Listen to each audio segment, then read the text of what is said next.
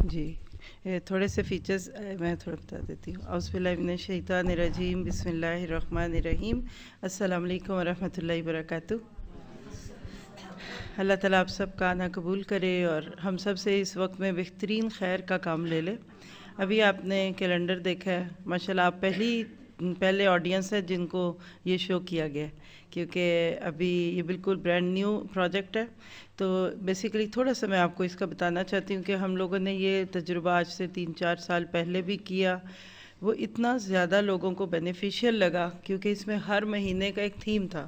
مجھے تو ابھی بھی وہ یاد ہے، اس کو تو ابھی پوری طرح میں نے ریویو بھی نہیں کیا، لیکن اس میں یہ ہوتا تھا کہ یہ اصل میں ایک ایکٹیویٹی شیٹ ہے. یہ کیلنڈر نہیں ہے جو روایتی کیلنڈر ہمارے ذہنوں میں آتا ہے نا سوچ کے، وہ نہیں ہے یہ. اس میں آپ کا بچوں اور فیملی پوری کا بونڈ رکھتے ہوئے پورا پلانر ہوتا ہے. مطلب جیسے چیک لسٹ ہوتی ہیں کہ آپ نے آج کے اذکار پڑھے کہ نہیں پڑھے تو اس کو چیک لسٹ کرنا ہے. پھر اسی طرح سورۃ ملک کا ریمائنڈر، روزوں کا ریمائنڈر، جو پیر جمعرات، یعنی یہ ایک ایسی چیز ہے کہ جو ہمیں یوز ٹو کرتی ہے کہ ہم سنتوں پہ بھی عمل کریں اور اپنا اسکیجول بھی درست کر لیں. تو انشاءاللہ آپ اس کو اگر لیتے ہیں اور پھر اس کو صحیح یوز کرتے ہیں تو جہاں بھی یہ کیلنڈر گیا لوگوں نے میرا خیال اپنی پوری فیملیز کے لیے منگائے تھے. تو یہ چونکہ آپ پاکستان میں ہیں اور پاکستان والے ہمیشہ ہی آگے نکل جاتے ہیں، تو یہ بس اس کی کراچی میں اس وقت نہیں ہے ہمارے پاس، لیکن اگر آج آپ کو دیکھ کر اچھے لگتے ہیں تو آپ کے پاس سب سے ایزیسٹ وہی ہے کہ آپ سب اپنا اپنا آرڈر لکھا دیں. پھر ہم اتنا ایک ہی شپمنٹ میں ادھر بھیجیں گے، کیونکہ انڈیویجولی بھیجنے میں پنڈی سے آئیں گے یہ آپ کے پاس، تو ایک ایک کا بھیجنے کا آپ کو پتہ ہے کہ شپنگ بھی زیادہ ہوتی ہے اور پھر ایفرٹ بھی زیادہ ہے. تو انشاءاللہ وہ جب ادھر آ جائیں گے تو سسٹر ریحانہ یا یہ سسٹر ان کے گھر میں یہاں سے کسی جگہ سے بھی لینا کوئی مشکل نہیں ہے. ٹھیک ہے، بجائے اس کے کہ آپ کو انڈیویجول ایڈریس پہ بھیجا جائے. کوئی ایسا کر لیں گے، وہ ایک بات کی بات ہے، بلکہ پھر آپ اپنا نمبر بھی دے دیں گے تو اس کے مطابق آپ سے انشاءاللہ کوشش کر کے ساتھ رابطہ کریں گے. ٹھیک ہے، ایکسائٹیڈ ہے؟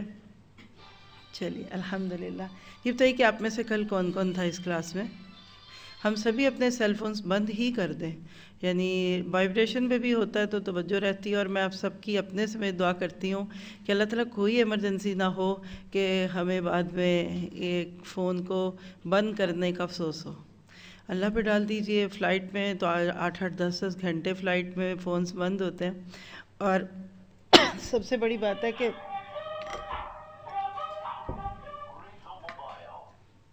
ہم میں سے کون صدر یا وزیر ہے یا کہیں کسی سپر پاور میں ہم نے کسی کو کوئی کمانڈ دینی اور اس پہ کوئی دنیا کا نظام ہٹے گا؟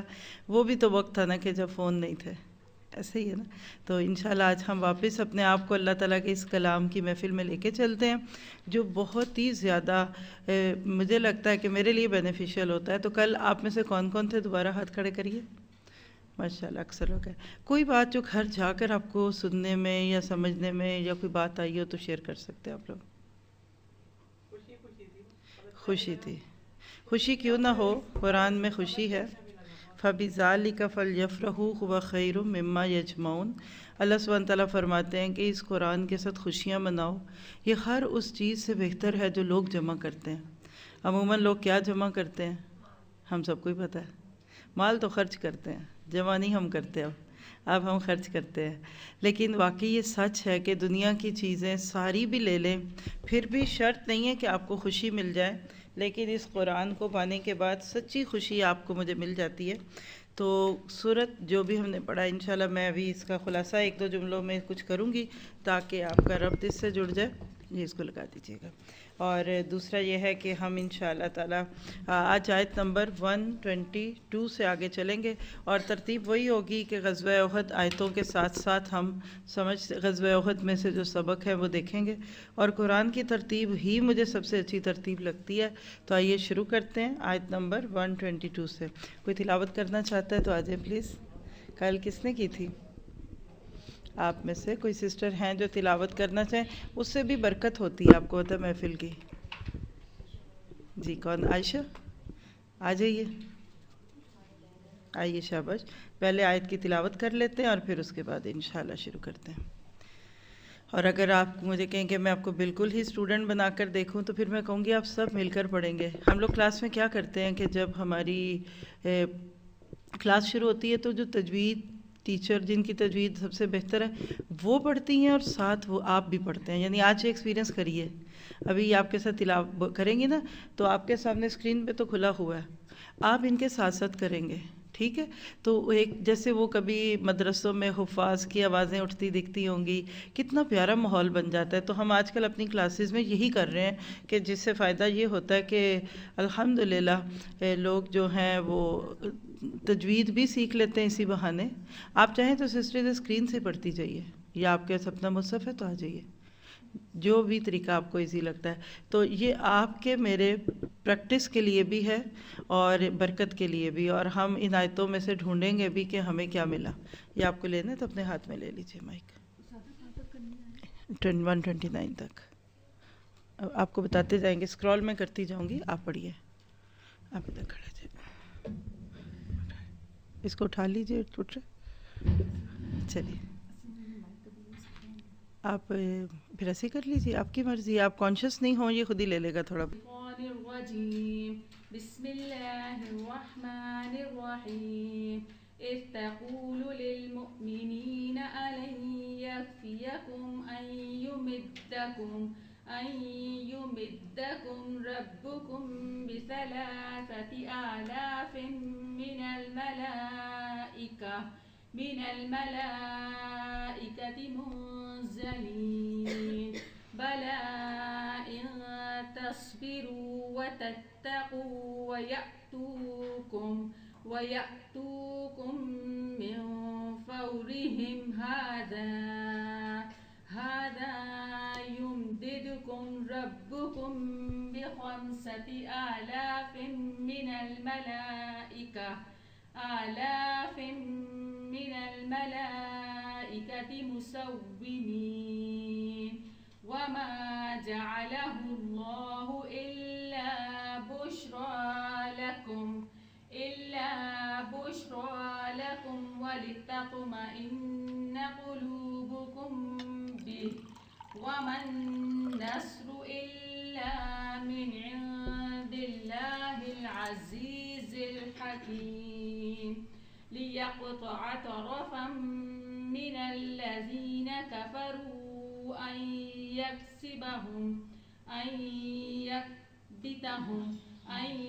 يكبتهم فينقلبوا خائبين ليس لك من الأمر شيء أو يتوب عليهم أو يعذبهم فإنهم ظالمون ولله ما في السماوات وما في الأرض يغفر لمن يشاء ويعذب من يشاء والله غفور رحيم صدق الله العظيم. جزاک اللہ خیر. یہ بتائیے کہ عربی میں سے کتنے لوگوں کی کچھ چیزوں پہ نظر جا رہی تھی, یعنی کس کو سمجھ آ رہا تھا؟ یہ سوال میرا جواب لینے کے لیے نہیں ہوتا, شعور کو بیدار کرنے کے لیے ہوتا ہے کہ ہمارا قرآن پاک کے ساتھ کیسا تعلق ہے کہ ہم اس کو سنتے بھی ہیں, پڑھتے بھی ہیں, ماشاءاللہ ہماری گاڑیوں میں تلاوت بھی چلتی ہے, لیکن کیا وجہ ہے کہ ہم اس کو سمجھ نہیں پاتے. تو آئیے دیکھتے ہیں اس میں سے کہ آج ہمارے لیے عمل کی کیا باتیں ہیں, اور اللہ تعالیٰ سے یہ دعا مانگیں گے کہ وہ ہمارے لیے اس کو سمجھنا سیکھنا آسان کر دے. نحمدہ ونصلی علی رسولہ الکریم, اما بعد فاعوذ باللہ من الشیطان الرجیم. رب اشرح لی صدری ویسر لی امری واحلل عقدۃ من لسانی یفقہوا قولی. اللہ تعالیٰ کی توفیق سے سورۃ آل عمران آیت نمبر 123 122 اس کو دیکھیں گے کہ اس میں آج ہمارے لیے عمل کی کیا باتیں ہیں, اور یہ بھی دیکھیں گے کہ اللہ تعالیٰ نے اس میں ہمارے لیے اپنی ذات کے اوپر رکھنے کے لیے کیا باتیں رکھی ہیں. پہلے لفظی ترجمہ بولوں گی, آپ بھی اس وقت سوچئے. میں تو ہمیشہ ہی لفظی ترجمہ اس سوچ سے ہی پڑھتی ہوں کہ مجھے قرآن زبانی یاد ہو, میرے لیے یہ اردو کی کتاب ہو. جزاک اللہ خیر. یہ مائک میں کچھ ہوا ہے, پیچھے سے کچھ گڑبڑ جی.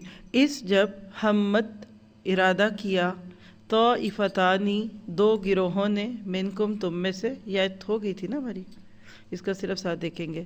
منکم تم میں سے ان جے کے تفشلا وہ دونوں بزدلی کرے یا ہمت ہار دیں. وعلی اللہ اور اللہ ہی پر فلیتوکل بس چاہیے کہ توکل کرے المؤمنون ایمان والے. جب ارادہ کیا تم میں سے دو جماعتوں نے کہ ہمت ہار دیں، حالانکہ اللہ تعالیٰ دونوں کا مددگار تھا اور اللہ پر ہی چاہیے کہ اہل ایمان بھروسہ کریں. اس آیت میں ہم دیکھ چکے کہ دو قبیلے بنو سلمہ اور بنو حارثہ کی ہمت وقتی طور پہ ٹوٹ گئی. اس سے کیا ہم نے سیکھا تھا کہ مومن ہمیشہ ایک کیفیت پہ نہیں رہتا. ہم اس میں سے چند باتیں ساتھ لے کر پھر آگے چلیں گے، اور وہ کیا ہے کہ ایمان گھٹتا اور بڑھتا ہے. آپ کو پتہ ہے کہ اس موضوع پہ بھی امت میں بہت سارا اختلاف ہے. بہت بڑا ماضی میں ایک ایسا فتنہ گزرا کہ جس میں لوگوں نے اس چیز کو پیش کیا کہ قرآن ایمان سائلنٹ ہے یا گھٹتا بڑھتا ہے. میں آپ سے اگر پوچھوں کہ کیا ایمان گھٹتا اور بڑھتا ہے کہ نہیں، کتنے لوگ کہتے ہیں ایسا ہے؟ وہ ہینڈ ریز کریں. گڈ. اور کوئی ایسا بھی ہو سکتا ہے جو یہ کہے کہ نہیں ایسا نہیں ہے. میں ایک مثال دے کے آپ کو لے جاؤں کہ پہلے تو اس میں جو ہمارا لفظ چھوٹ گیا تھا ہمت. دیکھیں لفظ ہمت ارادہ کیا. میں اس کی تھوڑی سی گرامیٹیکل انالیسز آپ کے سامنے رکھوں تو آپ کو اندازہ ہوگا کہ عربی کتنی خوبصورت زبان ہے. دیکھنے میں اگر میں آپ سے پوچھوں کہ اس کا روٹ کیا ہے تو آپ کہیں گے کہ ہا میم تا، کیونکہ تین ہی لفظ نظر آ رہے ہیں، لیکن یہ نہیں ہے. ہم میم کی شد بتاتی ہے کہ یہاں دو میم ہے، اور تا جو ہے یہ کسی اور وجہ سے اس کو آپ بھول جائیں. تو ہم کس کو کہتے ہیں؟ ارادہ. اردو میں ایک لفظ ہم بولتے ہیں اہتمام، وہ بھی یہی ہے. اس میں تا کیوں آ گئی؟ باب افتعال، اہتمام کے ساتھ ارادہ کرنا، کیونکہ ہر آخری وقت تک غم لگا ہوتا ہے نا. پتہ نہیں بریانی کے چاول ڈھیلے نہ ہو جائیں، اور پتہ نہیں آج کھیر جل ہی نہ جائے. تو اہتمام میں ہم ہوتا ہے. ہم مت. یہاں اس لفظ کی کیا ضرورت تھی آنے کی؟ یہ ساری باتیں ہم آیت 122 کے ساتھ جوڑیں گے. اس کی ضرورت کیا تھی کہ اندر ایک خوف تھا. یعنی اصل میں یہ اس سے خوبصورت لفظ نہیں تھا جو اس وقت اس قبیلے کی کیفیت کو بیان کرنے کے لیے ہو. اور آپ کے میرے اوپر بھی یہ وقت آتا ہے، ہم بہت اچھا کام کر رہے ہوتے ہیں، ہمارا دل بڑا مطمئن ہوتا ہے. ہم روز جہاں سے جاتے ہیں ہم کہتے ہیں اللہ تیرا شکر ہے، آج بھی تو نے موقع دے دیا، آج بھی تو نے کام لے لیا. کبھی کبھی دل میں کچھ وسوسوں کے جال بننے لگتے ہیں، کبھی ان لوگوں کے بارے میں جو ہمارے ساتھ کام کر رہے ہوتے ہیں، کبھی اس کام کے بارے میں جو کام کر رہے ہوتے ہیں. دیکھیں دونوں ممکن ہیں. تو میں نے ابھی آپ سے بتایا کہ ایمان ایک کیفیت پہ نہیں رہتا. اس کی مثال دیکھیے. معذرت کے ساتھ ہماری بڑی پیاری ہوسٹ ہے، میرے ٹیبل پہ جو پھول یا پتے رکھے ہوئے ہیں، آپ دور والے بتائیے کہ یہ اصلی ہیں کہ نقلی؟ آپ کو کیسے پتہ چلا؟ ہاں آپ کو نقلی لگتے ہیں؟ چلیے ٹھیک ہے، آپ نے جو کہا آپ کی سوچ ہے. اگر اس واز کے پاس ایک فریش پھولوں کا گلدستہ ہوتا اور کل بھی ہم آئے تھے ادھر رکھا ہوتا، آج بھی ہو اور کل بھی ہو، میرا سوال آپ سے ہے کہ کل جو گزر گیا اس میں اور جو کل آنے والا ہے، کیا ان پھولوں کی ایک ہی کیفیت رہتی؟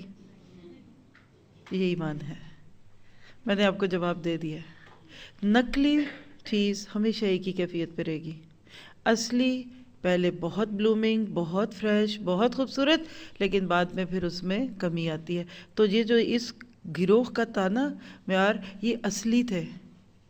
اصلی کھرے بندے کے بھی دل میں کبھی کبھی ایمان میں کچھ نہ کچھ کمی بیشی اور دراڑیں آنے لگتی ہیں، لیکن اللہ ان کو جانے نہیں دیتا.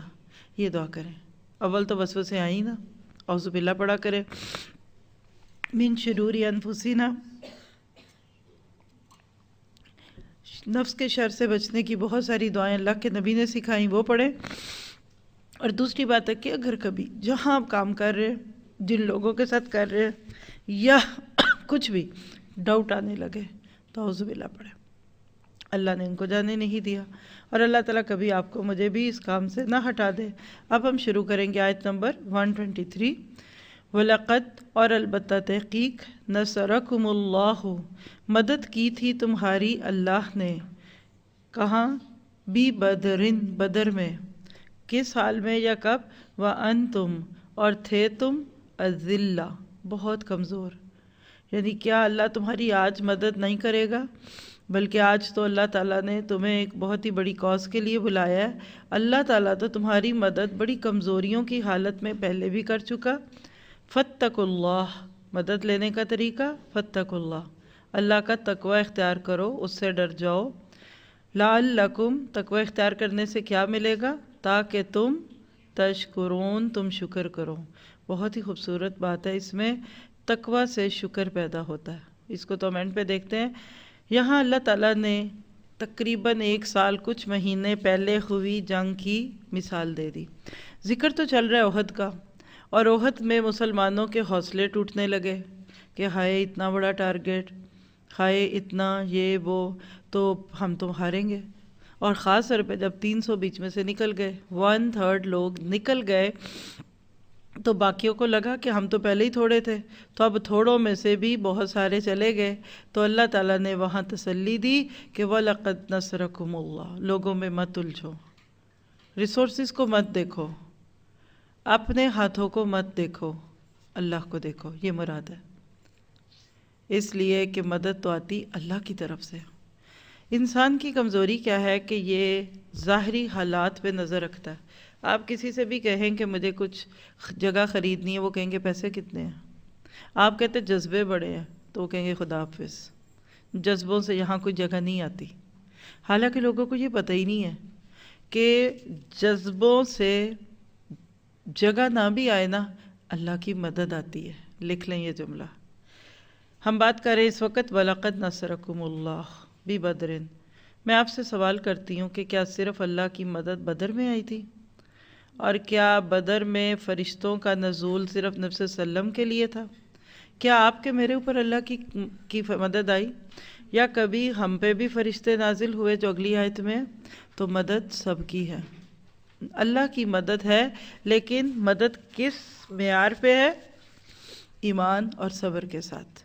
تو اللہ تعالیٰ نے پچھلی جنگ کا ریفرنس دیا، اس میں عمل کا ایک نقطہ ایڈ کریے. اگر کل سے کوئی لسٹ بنا رہا ہے تو 1 2 3 4 میں اگلا جو نمبر ہے وہ لکھ لیجئے کہ مومن ہمیشہ اللہ کی مدد پر بھروسہ رکھتا ہے. دیکھیے جو لوگ ہیں نا، یہ مہرے ہیں، لوگ کٹھ پتلیاں ہیں. آپ نے کبھی بچپن میں خود یا آپ کے بڑوں نے سرکس کا تماشا دیکھا ہو؟ کٹھ پتلی کا تماشا دیکھا؟ پتلی تماشا، پتلی پتلی لکڑی کی پتلیاں، اوپر ان کے ہاتھ دھاگوں سے بندھے ہوئے، اوپر چھت پہ بیٹھا ایک بندہ ان کو ایسے ہلاتا ہے تو آپ کو لگتا ہے کہ پتلیاں ہل رہی ہیں.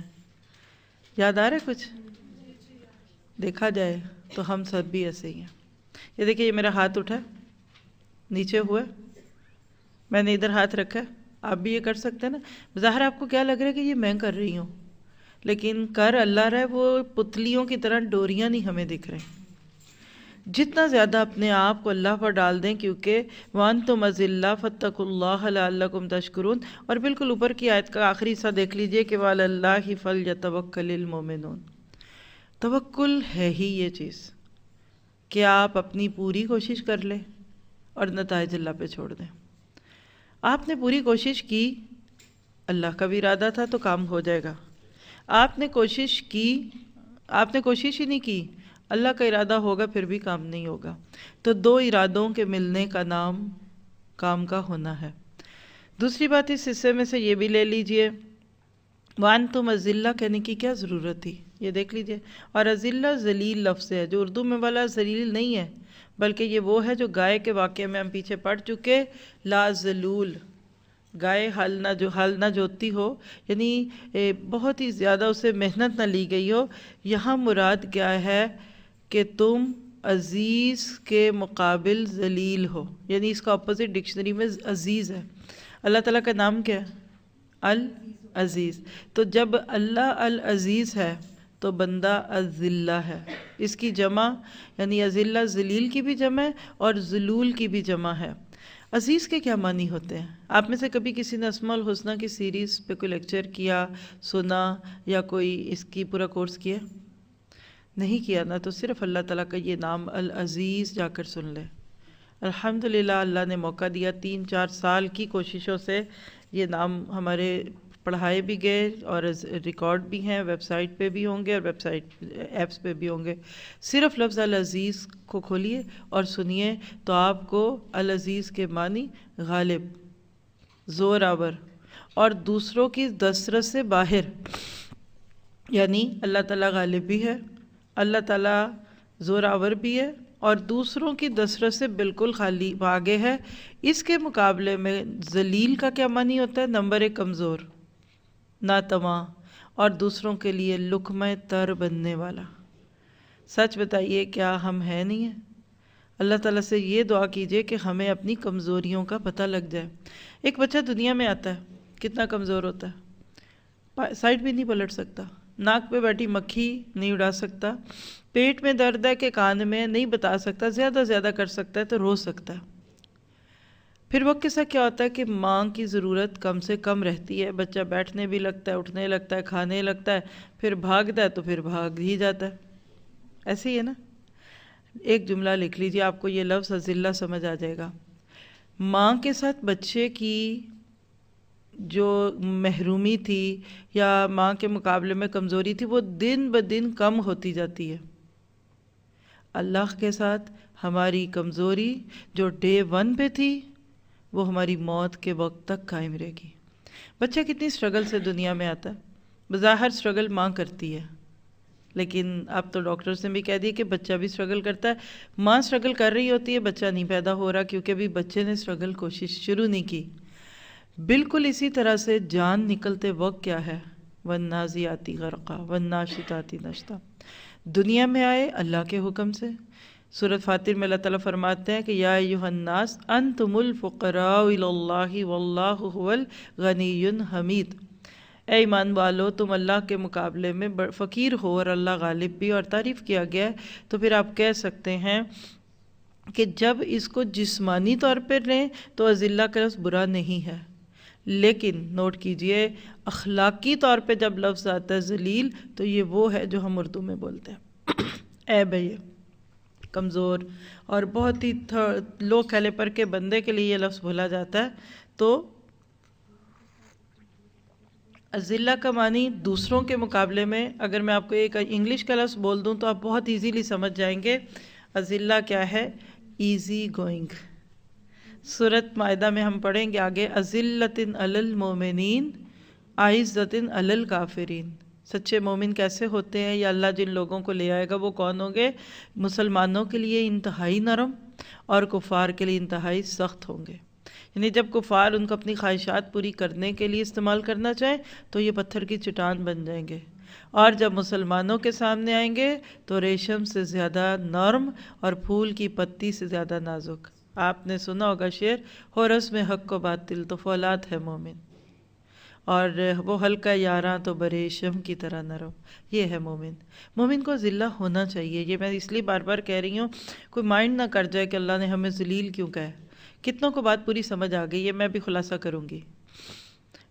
ہم جسمانی طور پہ ذلہ ہی ہوں، دوسروں کے آگے سٹبن، ڈھیٹ، ہٹ درم، اپنی بات پہ اڑنے والے، بیکاز آئی سیڈ سو، چونکہ میں نے کہہ دیا یہی ہوگا۔ کچھ لوگ اس ڈھٹائی پن کو اپنا کانفیڈنس کہتے ہیں۔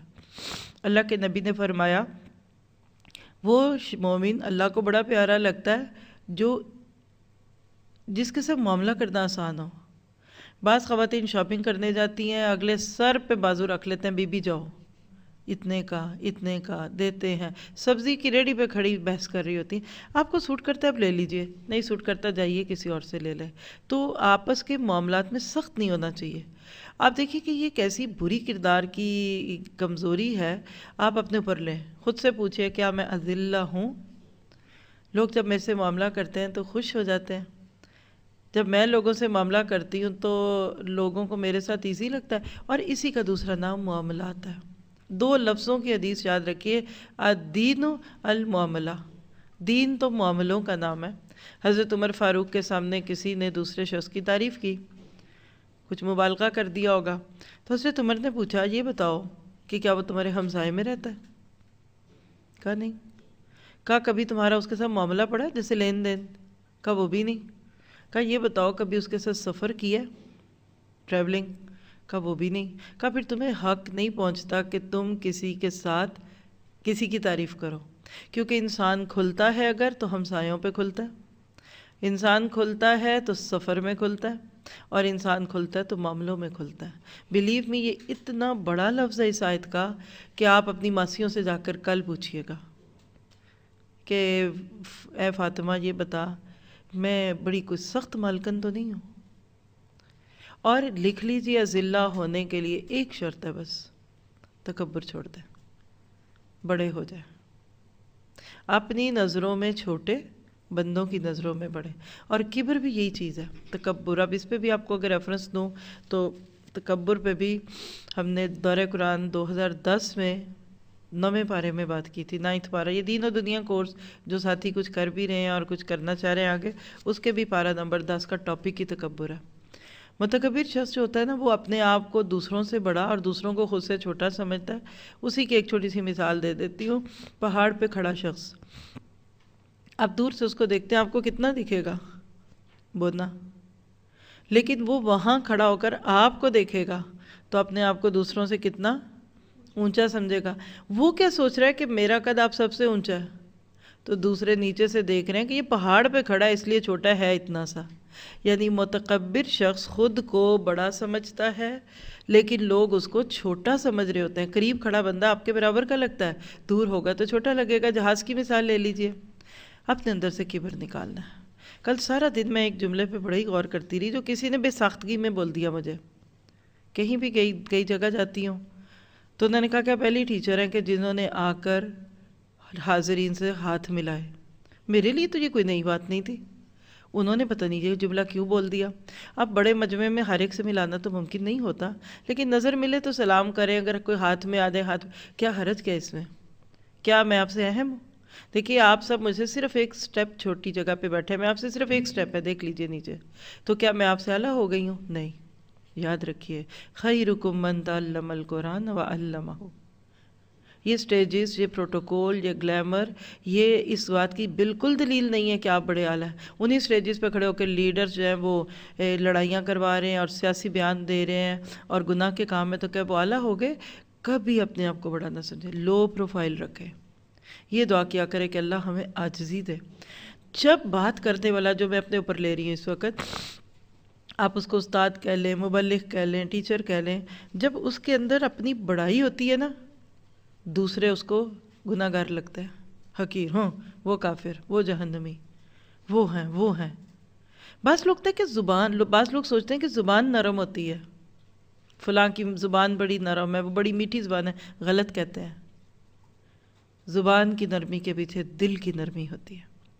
آپ کسی بھی انسان کے لیے دل کے اندر نرم گوشہ لائیے، پھر دیکھیے آپ اپنے بچوں سے نہیں لاڈ کرتے، میرا راجا، میرا گڈو، میرا پپو، کیسے پیار والے لفظ آتے ہیں۔ آپ کے دل میں اس اپنے گھر کے بچے کے لیے محبت امڑ رہی ہے۔ تو ہمیشہ یاد رکھیے، دوسروں کو گناہ گار سمجھنا، جہنمی سمجھنا غلط ہے۔ اور آپ مثال ہے کہ اللہ کی رحمت سے اللہ نے آپ کو اب کئی سال سے قرآن سے جوڑا، آپ سر سے پاؤں تک اللہ کے حکموں پہ عمل کرنے کی کوشش کرتی ہیں۔ آپ کے سامنے ایک ایسی سسٹر ہے جس کا 70 بھی پورا نہیں، تو آپ کیا کہیں گے؟ ہم نہیں ان کو کرتے۔ فرق اتنا ہے، جو بات آپ کو چند سال پہلے پتہ لگ گئی اس کو بھی نہیں لگی، آپ ان کو بتا دیں۔ کل بھی بات ہوئی تھی کہ کوئی کنویں میں گرے تو پاس کھڑے ہو کے ہنسو گے یا اس کو نکالو گے؟ کہا نکالیں گے۔ تو کہنے لگے کہ اللہ کے بندے، جب کوئی گناہوں میں ڈوبا ہوتا ہے، اس کے کنویں میں گرا ہوتا ہے، تو تم اس کو نہیں نکالو گے؟ تو اذلہ بنیے۔ ہاں، اخلاقی طور پہ ذلیل نہیں ہونا۔ جیسے قرآن میں ایک جوڑے کی بات ہے، ابو لہب اور اس کی بیوی، حمالۃ الخطب فی جیدہا حبل من مسد، سب کو آتی ہے سورہ لہب۔ مونچھ کی رسی تھی اس کے گلے میں، چغلیاں کھاتی تھی۔ ویل لکل ہمزۃ لمزہ۔ تو میرا آپ کا پھر اس میں، اب دیکھیں ہم تو تھے احد کے میدان میں، ہم پہنچ گئے اپنے کردار کے اندر جھانکنے میں۔ آپ کو مجھے ذلہ ہونا پڑے گا اپنے گھر والوں کے لیے۔ بعض لوگ باہر کے لوگوں کے لیے بڑے سویٹ، ہیلو ہائی اور ڈوئنگ، یہ گھر والوں کے لیے بات کریں تو ایسے لگتا ہے کہ زہر اگلتا ہے۔ ایک شوہر تھا تو اپنی بیوی کے ساتھ کسی بات میں ذرا غصے میں بات کی، اگلے ہی لمحے اس کے فون کی بیل بج گئی۔ تو فون اٹھا کے نا تو ذرا سا دوسرے کمرے میں جا کے تو بات کر رہا ہے تو کیا حال ہے، تو جو بیوی میرے سامنے کھڑی تھی کہتی دیکھیں ذرا ان سے کیسے بات کر رہے ہیں. میں نے کہا ادھر سر اور میم اور یہ چکر ہے نا، آپ تو بیگم ہیں، آپ کے آگے اگر وہ گرج بھی لیں گے بادلوں کی طرح تو ان کو پتہ ہے کہ آپ نے ان کو کہاں چھوڑ کے جانا ہے. تو یاد رکھیے کسی انسان کی، اللہ کے نبی کی حدیث ہے کہ خیرکم خیرکم لی وانا خیرکم لی. تم میں سے سب سے بہتر وہ ہے جو اپنے گھر والوں کے لیے اچھا ہے، اور میں اپنے گھر والوں میں تم سب سے زیادہ اچھا ہوں. تو اللہ کرے کہ ہمارے اندر یہ عزلہ آ جائے. کبھی بھی آپ کی زبان سخت نہیں ہوگی اگر آپ کا دل اگلے کے لیے ایسے ابل رہا ہوگا، تڑپ رہا ہوگا. سوچیے آپ نے کبھی ایسے لوگوں کے لیے کوشش کی، دعا کی؟ آپ کیسے کہتے یہ نہیں مانیں گے، اور میں تو بڑی آرام سے بولوں، لوگوں کو اگر کہیں نا آپ نے ذرا ان کو دعوت دی درس کی، ارے وہ کہاں آئیں گے، ان کو تو شوق ہی نہیں ہے، یہ ہے وہ ہے. تو اللہ تعالیٰ نے یہاں ایک کمزوری بتائی، خامی نہیں، اللہ تعالیٰ نے کوئی آر نہیں دلائی. پھر آخری بات ایک ہی اس آیت میں جس پہ ہم تھوڑی سی بات کر سکتے ہیں کہ فاتقوا اللہ لعلکم تشکرون. اگر آپ لفظ دیکھیے اس میں تقویٰ ہے اتقوا اللہ میں، اور اس میں شکر ہے، ایسے ہی ہے نا، بڑے عام مہم لفظ ہے. ان دونوں کا ربط کیسے ہے؟ تم اللہ سے ڈرو تاکہ تم شکر کرو، تو ہاؤ تقویٰ لیڈز ٹو شکر، یہ سوال ہے. کیسے تقویٰ آپ کو شکر کی طرف لے جاتا ہے؟ ظاہر ہے کہ آپ کو مجھے تقویٰ کا بھی پتہ ہونا چاہیے اور شکر کا بھی. تو میرا سوال ہے آپ سے، ہاتھ کھڑا کرنا چاہیں تو پھر میں پوچھ لوں گی، نہیں پوچھیں گے تو میں بتا دوں گی، نہیں کھڑا کریں گے ہاتھ تو میں بتا دوں گی تقویٰ کس کو کہتے ہیں. وٹ از تقویٰ؟ یا متقی کس کو کہتے ہیں؟ چلے یہ لفظ آسان ہے، ہو از متقی. جب آپ ایک متقی کا تصور لاتے ہیں ذہن میں تو آپ کے ذہن میں کیسی پرسنالٹی آتی ہے؟ جی آپ؟ اللہ سے ڈر کے کوئی کام کرنا، ٹھیک ہے. جی آپ پیچھے سے؟ پرہیزگار. جی آپ؟ ہر چیز پہ بچ کے چلنا. جی بالکل، اکیلے میں بھی اور دوسروں کے سامنے بھی اللہ سے ڈرنا. شاباش، گڈ. جی اور؟ نافرمانی سے بچنا. دیکھیے آپ سب نے بالکل ٹھیک کہا ہے، ماشاءاللہ، الحمدللہ. لیکن تھوڑی سی میں اس میں تصحیح چاہتی ہوں. آپ نے جو لفظ بولے نا، عموماً ہم یہی بولتے ہیں. ہو از متقی؟ پرہیزگار. پرہیزگار کون ہے؟ بچنے والا، نماز روزے کا پابند. آپ کسی محفل میں جائیں، دوستوں کی بے تکلف محفل میں، اور وہ آپ کو دیکھ کر کہیں آپ تو بڑی متقیہ لگ رہی ہیں، تو ذہن میں کیا تصور آتا ہے کہ شاید میں نے اسکارف کوئی زیادہ کھینچ کے نہیں لے لیا، کوئی دوپٹہ زیادہ میں نے آگے کر کے تو نہیں لیا. یعنی ہمارے ذہن میں ایک بڑا نیک شخص آتا ہے نا، یہ تو آپ مانتے ہیں نا، حالانکہ متقی نیک نہیں ہوتا. اس کے درجے ہیں، اس پہ بھی ٹاپک ہے. دل کی اصلاح ایک بک ہے، ایک ٹاپک ہم نے بک پڑھی، آپ کو میں ریکمینڈ کروں گی، خاص طور پہ وہ لوگ جب پڑھانے کے اور ایڈمنس کے درجے پہ پہنچے ہوئے ہیں. دل کی اصلاح، ایک سیریز اصلاح القلوب کے نام پہ، ہماری موسٹ فیمس سیریز ہے کہ جس کے بعد واقعی زبان بند ہو جاتی ہے. جنہوں نے کورس کیا انہوں نے کہا کہ میری تو زبان بند ہوگی.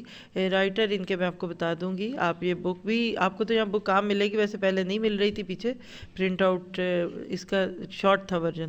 یہ بک ہم نے پوری پڑھی ہوئی ہے، اور اس کی جو ریکارڈنگ ہے اس پہ آج ہمارے ایڈوانس کورسز میں اسٹاف کی ایڈمنس کی تربیت ہوتی ہے. میں اس کے ناطے سے ایک دو لفظ آپ کو بتا دیتی ہوں جو خلاصے کے طور پہ، کہ تقویٰ، متقی نیک نہیں. متقی وہ شخص ہے جس کو اپنے گناہ چبھنے لگے. متقی وہ ہے جو گناہوں کی زندگی کو چھوڑ کر نیکیوں کی زندگی اختیار کرنا چاہتا ہے، یہ ہے متقی. اب بتائیے ذرا، جو نئے نئے ڈرتے ڈرتے قدموں سے کپڑوں کو بھی کھینچتے، ادھر سے کریں تو ادھر سے اٹھ جائیں، ادھر سے کھولنے کریں، یہ تقویٰ کی پہلی سیڑھی پہ چڑھ گئے ہیں. جو یہ کہتے ہیں نا، ہاں میں نے کیا کیا ہے، مجھے کیا پتہ، لو میں تو ایسی ہوں. نہیں، بس آپ کے دل میں جس دن یہ خیال آ گیا نا کہ میں نے اپنے آپ کو امپروو کرانا ہے، بس آپ ہو گئے. جیسے ہمارے ہاں میڈیکل کالج میں داخلہ لیتے ہی کم از کم گھر والے تو ڈاکٹر صاحب کہنے لگ جاتے ہیں بچے کو، اور سنائیں ڈاکٹر صاحب، حافظ ابھی ایک سپارہ کرے کوئی حفظ، او حافظ صاحب سنائیں جی کہاں پہنچ گئے. بس تقویٰ صاحب بھی یہی ہے. تقویٰ صاحب ہونے کا پہلا معیار کیا ہے کہ آپ یہاں آ کے بیٹھ گئے. ایسے تھوڑی بندہ آتا ہے. کوئی ڈاکٹر کی دکان پہ ایسے جا کے بیٹھتا ہے؟ وہی جاتے ہیں نا جس کو فیل ہے، ہو رہا ہے کہ اندر کوئی گڑبڑ ہے. صبح اٹھتی ہوں تو اندر ایسے کوئی درد ہوتا ہے. ایسے کچھ گڑبڑ ہے. ہر ایک سب سے پہلے آپ کو خود نہیں فیل ہوتا، سینسر لگتا ہے کہ کچھ مسئلہ میرے اندر ہے، سر میں درد ہے، یہ روز کیوں ہو رہا ہے. بس متقی وہ ہے جس کے اندر کا سینسر اس کو بتانے لگتا ہے کہ میں ٹھیک نہیں کر رہا. اور ایک مثال دے دیتی ہوں کہ آپ سفر کر رہے ہیں، صحیح ڈائریکشن میں چلتے جائیں، کوئی مسئلہ نہیں لگے گا. ذرا سا راستہ بھولے، اندر خود بد شروع نہیں ہوتی. اب تو وہ ماشاءاللہ جو باجی ہیں نیویگیٹر والی، ٹام ٹام اور جو یو پی ایس کی کیا کہتے ہیں آپ ادھر پاکستان، جی پی ایس کہتے ہیں ادھر، ہاں جی، باہر ہر ملک میں اس کا نیا نام ہے. تو بہرحال وہ باجی نہیں سونے دیتی، take the U turn, take the U turn, right way. بس یہ تقویٰ ہے آپ کے اندر سے، یہ ٹک ٹک ٹک ٹک ہوتی ہے کہ راستہ بدلو، راستہ بدلو، you are going in wrong direction. تو یہ پہلا درجہ. اور آخری درجہ کیا ہے؟ اس کے بہت سارے سٹیپس ہیں، ورا اس کا آخری درجہ ہے، لیکن حفظ نفس اما یوسم، اپنے نفس کو ہر اس چیز سے بچانا جو نفس کو گناہ گار کرتے ہیں. آنکھوں کا تقویٰ کیا ہے کہ آنکھوں کو ایسی چیزیں دیکھنے سے روک لیجئے جو آنکھوں کو گناہ گار کر دیں. کانوں کا تقویٰ ہر اس چیز، ہر آواز سے رک جائیے جو کانوں کو گناہ گار کر دے. اور آف کورس زبان کا بھی یہی تقویٰ ہے. جسم کے ہر عضو کا تقویٰ ہوتا ہے. یہاں اس آیت میں اس کا رب جڑ گیا شکر سے. شکر کیا ہوتا ہے آپ میں سے کوئی بتا دے؟ سب کو ہی آتا ہوگا. جیسے تقویٰ بڑا مشہور ہے ہمارے کلچر میں، قرآن کھولتے ہی سب سے پہلی بات یہ دن الصراط المستقیم. تو شکر کیا؟ الحمدللہ رب العالمین. جی شکر کس کو کہتے ہیں؟ جی ایکسیپٹ کرنا. جی آپ اللہ کی نعمتوں کو اس کے راستے میں خرچ کرنا. ٹھیک ہے جی. اس کو صحیح استعمال کرنا، اس کا جو نعمت اللہ تعالیٰ نے دی ہے اس کا صحیح استعمال. ٹھیک ہے جی شاباش. اور کوئی؟ دیکھیں ہمارے ہاں عموماً شکر یا الحمدللہ کب کہا جاتا ہے؟ جب کچھ ملتا ہے. ہمارے ذہن میں شکر کے ساتھ کیا ہے؟ نعمت ملنے پہ شکر. حالانکہ اصل شکر کیا ہے؟ نعمت چھننے پہ بھی شکر. اللہ کے نبی صلی اللہ علیہ وسلم نے فرمایا کہ ایک بندہ جس کا کوئی پیارا اللہ کے پاس چلا گیا، بچہ فوت ہو گیا، کوئی قریبی رشتہ دار، اس کو خبر ملی کہ تمہارا بچہ فوت ہو گیا، وہ کہتا ہے الحمدللہ. یہ کیا بات ہے؟ فرشتے اللہ تعالیٰ کے پاس وہ الحمدللہ لے کر جاتے ہیں، پوچھتے ہیں فرشتوں سے اللہ تعالیٰ، اللہ تعالیٰ کو سب پتہ، لیکن اصل میں اللہ تعالیٰ مہریں ثبت کرواتے ہیں. یہ بتاؤ کہ جب اس بندے کو یہ خبر ملی تو اس نے کیا کہا آگے سے؟ کہا الحمدللہ. اچھا میں نے اس کو دکھ دیا، میں نے اس کو تکلیف دی اور اس نے آگے سے میری ہی تعریف کی؟ جی اللہ. کہا تم گواہ رہنا، میں نے اس کو جنت میں ایک محل دینا جس کے اوپر لکھنا ہے بیت الحمد. یہ ہے الحمدللہ. شکر بھی ایک کھیل ہی ہے. اس پہ بھی شکر جو دیا، اس پہ بھی شکر جو نہیں دیا، اور اس پہ اور زیادہ شکر جو دے کے چھین لیا. مومن کبھی ناراض نہیں ہوتا اللہ سے. شکر کیا ہے کہ اللہ میں تیرے دیے ہوئے پہ راضی. دیکھیے شکر اور شوگر، شوگر، شکر اور شکر تینوں کٹھے لکھ لیں. کڑوی چائے کو شکر میٹھا کر دیتی ہے، اسی طرح شکر کڑوی زندگی کو میٹھا کر دیتا ہے. آپ شکر گزار ہو جائیں، آپ کو کوئی تکلیف، کوئی غم، کوئی بیماری پریشان نہیں کرے گی. کہتے ہیں کہ امام ابو حنیفہ رحمہ اللہ کا نام ہے، اگر میں بھولوں نہ، تدریس میں مشغول تھے. جیسے آج ہم اس وقت ایک علمی محفل میں بیٹھے ہوئے، ان کے کارندے آئے جو ورکرز تھے اور کان میں آ کے کہا کہ امام صاحب آپ کا جو بحری بیڑا یا بحری جہاز سامان سے لدا ہوا تھا وہ ڈوب گیا. کہنے لگے الحمدللہ. اتنا کہا پھر پڑھانے میں مصروف ہو گئے، کوئی نوٹس ہی نہیں لیا. پھر کچھ وقت گزرا تو دوبارہ وہی شخص آیا، کہنے لگا امام صاحب وہ خبر جھوٹی تھی، آپ کا بیڑا بچ گیا. اس کو سن کے کیا کیا ہوگا؟ الحمدللہ. بعد میں اس نے کہا عجیب بات ہے، میں نے آپ کو جہاز کے ڈوبنے کی خبر دی، آپ نے الحمدللہ کہا، میں نے اس کے بچنے کی خبر دی. تو کہنے لگے اس لیے، اب یہ ہے اصل میں شکر، اس لیے کہ جب جہاز کے ڈوبنے کی خبر ملی تو میں نے فوراً سوچ لیا کہ میرے رب کی یہ مرضی تھی کہ میرا جہاز ڈوبے، تو میں خوش ہو گیا کہ اللہ نے میرے جہاز کے بارے میں نوٹس لیا. اور جب جہاز بچ گیا تو میں سمجھ گیا کہ اللہ نے میرے جہاز کے بارے میں یہ سوچا ہے. میں دونوں حالوں میں اللہ پہ راضی ہوں. رضیت باللہ ربًا وبالاسلام دینا وبمحمد نبیًا. اور اس ٹکڑے سے پتہ چلتا ہے کہ جو متقی ہوگا نا وہ شاکر بھی ہوگا، وہ شاکرہ بھی ہوگی. تو ساری آیت کا پھر خلاصہ کر دیتی ہوں کہ مدد اللہ کی طرف سے یعنی ہے. جتنے آپ اذلہ بنیں گے اتنی زیادہ آئے گی. بڑائیوں کے دعوے، ہمارے اتنے چینلز، ہمارے اتنے فالورز، اتنے سبسکرائبرز، اتنے فیورٹس، اتنے فین، اتنے اے سی، اتنے پنکھے. اللہ کو یہ باتیں نہیں پسند. آج یہ بھی ہو گیا. ہیڈ کاؤنٹ کتنے لوگ آتے ہیں، کتنے سنتے ہیں آپ کو؟ اچھا تھوڑے سے پھر آپ تو کوئی اچھی بات ہی نہیں کر رہے ہوں گے. دیکھیے ایک کانسیپٹ پھر کلیئر کر لیجئے کہ ہمارا دین ایفرٹ اورینٹڈ ہے، ریزلٹس اورینٹڈ نہیں. اب اردو میں بتاتی ہوں. قیامت کے دن ہماری کوششیں گنی جائیں گی، نتائج نہیں. وَأَنَّ لَيْسَ لِلْإِنسَانِ إِلَّا مَا سَعَى.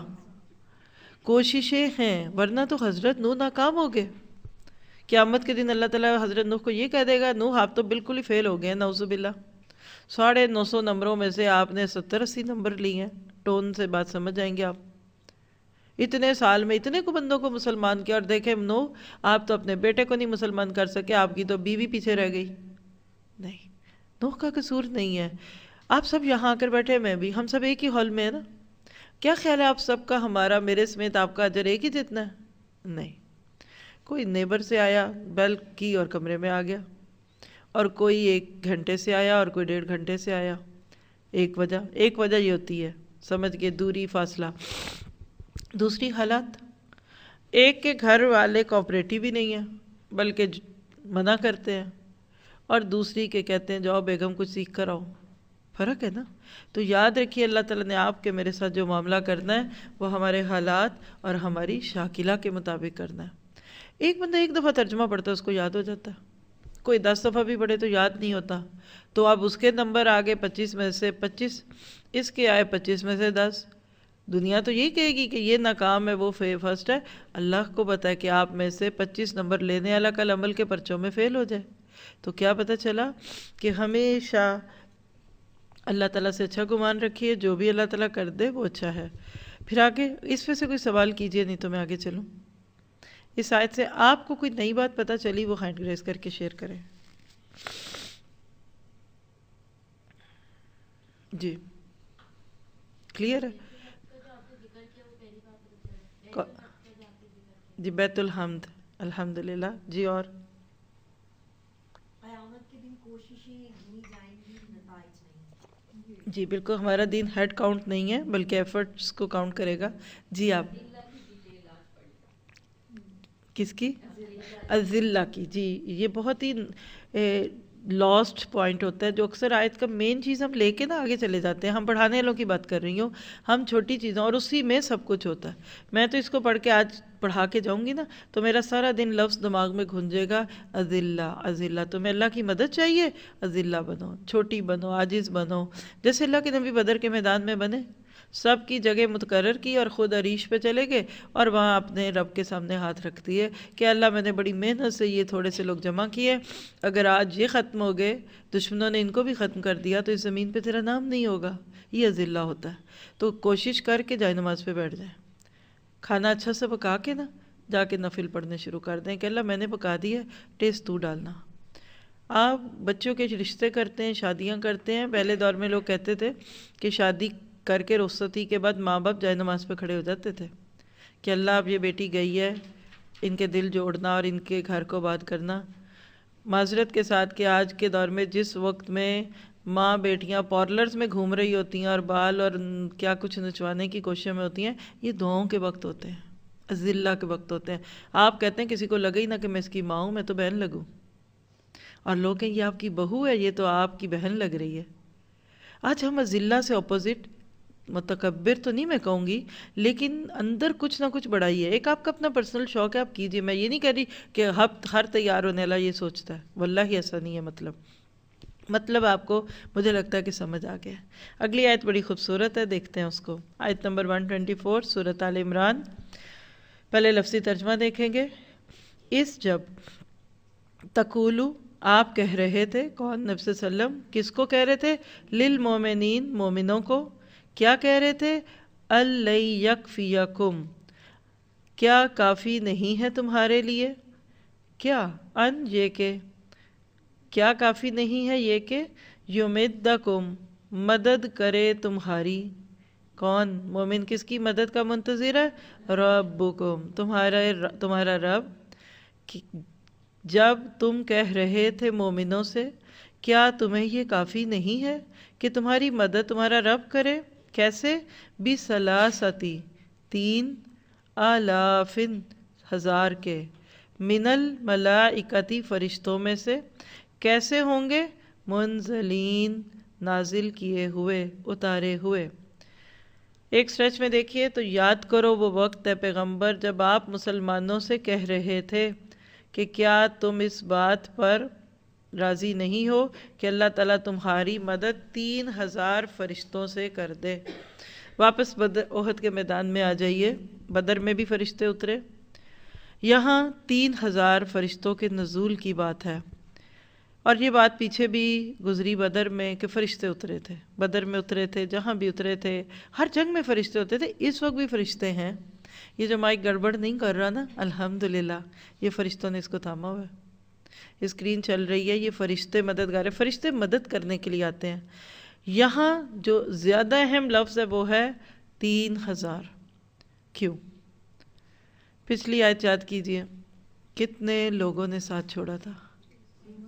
300. اللہ نے کمپنسیٹ کیا تو کتنا ایک کے مقابلے میں؟ 10. 300 کی جگہ 1,000 آئے. تم انسانوں پہ نظریں لگاتے ہو. میں تو بڑی بات نہ کہہ دوں کہ سب چلے جاؤ، فرشتے ہیں سننے کو. یہ بات ہے، بہت بڑی بات اس میں سکھائی جا رہی ہے کہ ایک جائے گا، اللہ 10 کو لے کر آئے گا، تم محروم ہو جاؤ گے. دیکھیے اللہ تعالیٰ نے فرشتے تو اتارے تھے، لیکن اب میں ایک سوال کرنے لگی ہوں کیونکہ اگلی بھی آیت فرشتوں سے ہی متعلق ہے کہ فرشتے اترے کہ نہیں اترے، کیسے اترے. تو اس موضوع کو بھی سمجھ لیجئے پہلے، ابھی سے پھر آگے چلیں گے. میں اگر ایک جملہ بولوں آپ ٹرو فالس کیجئے گا کہ صحیح جملہ ہے کہ غلط. کسی بھی جنگ کا نام لے لیں، بدر کا ہی لے لیتے ہیں. چلے، بدر میں فتح فرشتوں کی وجہ سے ہوئی. میرا یہ جملہ ٹھیک ہے کہ غلط؟ لکھیے. کتنے کہتے ہیں صحیح ہے وہ ہاتھ کھڑا کر دیں. جی فرشتے تو اترے ہی تھے نا. جی آپ کہتی ہیں. اور کتنے کہتے ہیں کہ میرا جملہ ٹھیک نہیں ہے؟ وہ تو اب سبھی ہاتھ کھڑا کریں گے. تو اب میں آپ کو اجازت دوں کہ آپ جملہ ٹھیک بولیں تو کتنے ہاتھ کھڑے ہوتے ہیں؟ پھر صحیح جملہ بولیے. جی آپ بولیے. اللہ کی مدد سے. تو پھر یہ 3,000 اتارنے کی کیا ضرورت تھی جب اللہ کی مدد آنی تھی؟ جی اس کا جواب یہ لکھا ہوا ہے آیت 126 میں جو آگے آئے گا، تو ابھی سمجھ لیجئے. فرشتے اترے تھے لیکن فتح فرشتوں کے ذریعے نہیں ہوتی. اس کو یاد کیجئے. پہلی ہی آیت جو اس کو ہم نے آیتوں میں شروع کی تھی، وَإِذْ غَدَوْتَ مِنْ أَهْلِكَ. اگر اللہ نے اپنے دین کو نافذ فرشتوں کے ذریعے کرنا تھا، اگر جنگوں میں فتح فرشتوں کے ذریعے آنی تھی، تو آپ کا میرا کیا کمال؟ اللہ کے لیے کیا مشکل ہے؟ ابابیلوں سے اپنے گھر کا محاصرہ کروا لیا. اللہ تعالیٰ جو چاہتا ہے کرتا ہے. فرشتے صرف ایک ہمارے دل کی تسلی کے لیے اترتے ہیں. اللہ ہم انسانوں سے چاہتا ہے. یہاں وہ مکالمہ یاد کیجئے جو آدم کے اور ابلیس کے معاملے میں شروع میں آ گیا. وَإِذْ قَالَ رَبُّكَ لِلْمَلَائِكَةِ إِنِّي جَاعِلٌ فِي الْأَرْضِ خَلِيفَةً. فرشتوں نے کیا کہا تھا؟ قَالُوا أَتَجْعَلُ فِيهَا مَن يُسْفِكُ الدِّمَاءَ وَيُفْسِدُ فِيهَا. اس دن کو یاد کیجئے. فرشتوں کا نزول صرف ہمارے دل کی ڈھارس کے لیے. چلیے میں پھر ایک اور غلط جملہ بولتی ہوں، اس کی بھی تصحیح کیجئے کہ یہ تو ہمیں پتہ چل گیا کہ فرشتوں کی وجہ سے فتح نہیں ہوئی. تو پھر اگلا سوال ہے کہ تلواریں، اسلحہ، آج کے ٹینک، آج کی توپیں، اس کے ذریعے سے فتح ہوئی تھی؟ تو ہاتھ کھڑا کر دیجئے.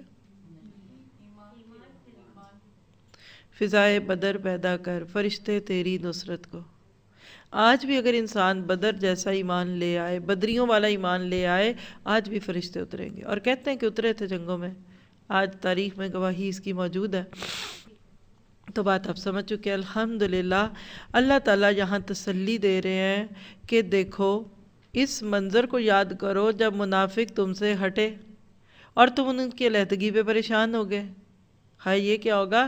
تو اللہ کے رسول نے تمہیں تسلی دی تھی کہ تم 300 کی پرواہ نہ کرو، اللہ تمہارا کارساز ہے، اس کی قوتیں بے پناہ ہیں، اس کے لیے کوئی مشکل نہیں کہ 300 کی جگہ 3000 فرشتے بھیج دے، اور فرشتے بھی وہ جو تھکے ہارے نہیں، تازہ دم۔ کیونکہ لفظ دیکھیے گا منزلین، اور یہ لفظ منزلین کہ میں اس وقت روٹ ورڈز میں نہیں جا رہی کیونکہ ہم سورہ بقرہ میں میکسیمم حد تک کر چکے، لیکن یہ لفظ پھر بھی سمجھنے کے لیے دیکھ لیجئے یکفی کے اندر کیا چھپا ہوا ہے؟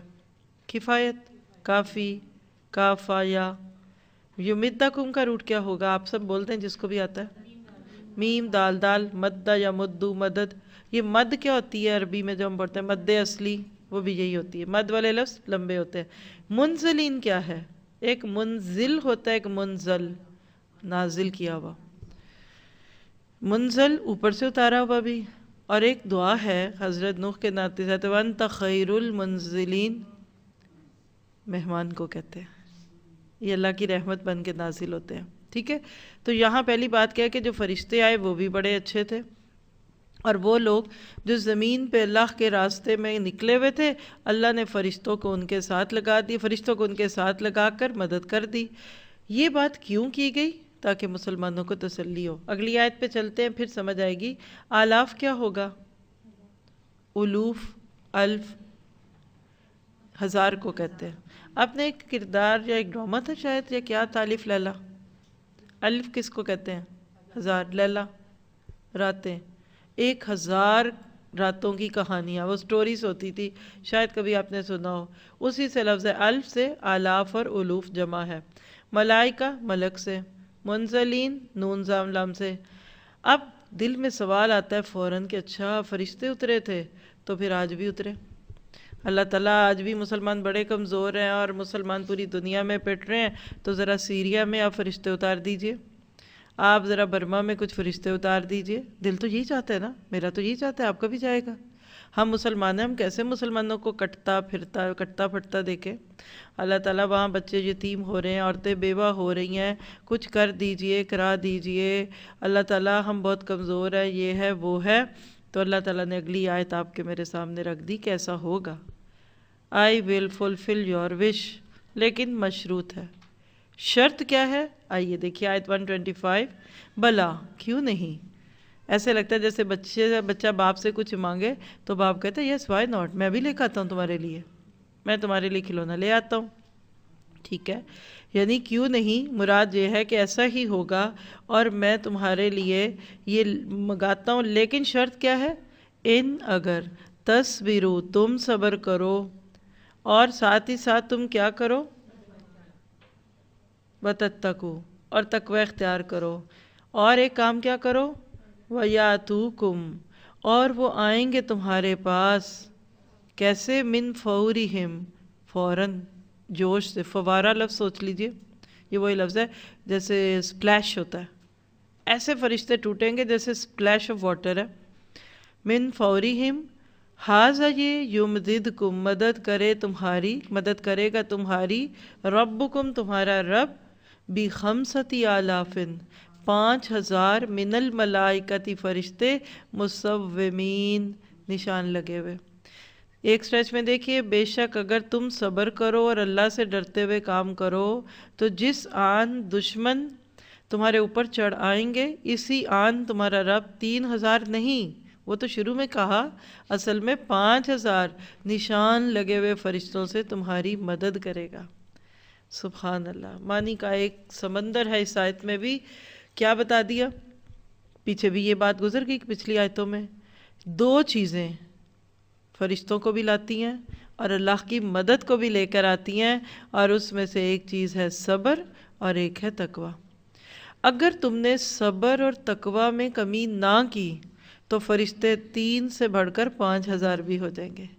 ہمیشہ علماء کرام اس پہ بات کرتے ہی رہے، اور ہم نے دوسرے سورہ بقرہ میں بہت ڈیٹیل سے بات کی تھی کہ تمہیں وہ دگنے اور دگنوں کے دگنے دکھا رہا تھا، یاد کر لیجئے۔ مسلمان تھے 313، کفار تھے 3000۔ مسلمانوں کا ڈبل 313 کیا ہوتا ہے؟ 626۔ فرشتوں کا ڈبل کیا ہے؟ 3000 کا کیا تھا؟ 6000۔ اصل میں مسلمانوں کو کفار دکھے تھے صرف 626، اور کفار کو مسلمان دکھے تھے 6000۔ یہ ساری بحث ہم سورہ بقرہ میں اس موضوع پہ کر چکے، لیکن یہاں باپ کے ذہن میں ایک بڑا سوال ہے اہم، جس کا جواب نہ ملا تو آپ کے آنے کا فائدہ ہی نہیں ہوگا کہ جی پہلے 3000 اور اب 5000 کیوں کہ؟ کسی کے ذہن میں یہ سوال آ رہا ہے؟ پیچھے 3 کی بات ہے، اب 5 کی بات ہے۔ اللہ کہتا ہے تم صبر اور تقوی 3 سے بڑھا کر 5 کے مقام پہ لے آؤ، میں 5 بھی بھیج دوں گا۔ شروع میں آپ کسی کو تھوڑی سی چیز دیتے ہیں، ٹیسٹ کرتے ہیں، پھر جب وہ مثلا آپ اپنے نوکر کو جو بالکل نیا آیا ہے، آپ 500 کا نوٹ دیتے ہیں، بھئی جائیے یہ 2-4 چیزیں لے آئیے، وہ بالکل ٹھیک لے کے آتا ہے، بچے باقی جو بچتے ہیں پیسے وہ بھی دیتا ہے، تو آپ کہتے ہیں کہ سمجھدار ہے، اگلی دفعہ آپ 1000 والی شاپنگ بھی اس سے کرا لیں گے، اور جب 2-4 سال وہ آپ کے ساتھ رہے گا تو ہو سکتا ہے آپ کے لاکھوں کے بل بھی وہ جمع کرا سکے۔ بس یہی ہے، نہ 3 میں الجھو نہ 5 پہ الجھو۔ انتہائی بیکار وہ تفسیر ہے، وہ وقت ضائع ہو جاتا ہے جن پہ ہیڈ کاؤنٹ پہ بات ہوتی رہتی ہے، یہ مراد ہے۔ وہ 3 تھے، وہ 5 تھے، سورہ بقرہ میں تو 1000 بھی کہا گیا تھا۔ جتنے بھی تھے، تمہارا صبر اور تقوی کا ٹیمپریچر جتنا بڑھتا جائے گا، یہ 5 سے 50,000 فرشتے بھی ہو جائیں گے، کیونکہ وَمَن نَصْرُ إِلَّا مِنْ عِنْدِ اللَّهِ، مدد اللہ کی طرف سے آتی ہے۔ اور جب انسان بندے کا ساتھ چھوڑ دیتے ہیں نا تو فرشتے پورا کر لیتے ہیں، یہ اللہ کی سنت ہے، اور فرشتے تو بہت ہیں، لیکن جو بات کرنا چاہتی ہوں اس پہ وہ یہ ہے۔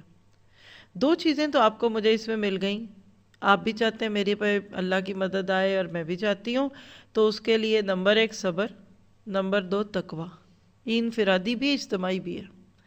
میں اپنی ذات کے اعتبار سے صابرہ ہوں اور متقیہ ہوں تو میرے ذاتی معاملات میں اللہ میری مدد کرے گا، اور یہ اجتماعی بھی ہے، یہ قومی بھی ہے، یہ ملکی بھی ہے، اور اوورال ملی طور پہ مسلمانوں کے ساتھ یہی رول ہے۔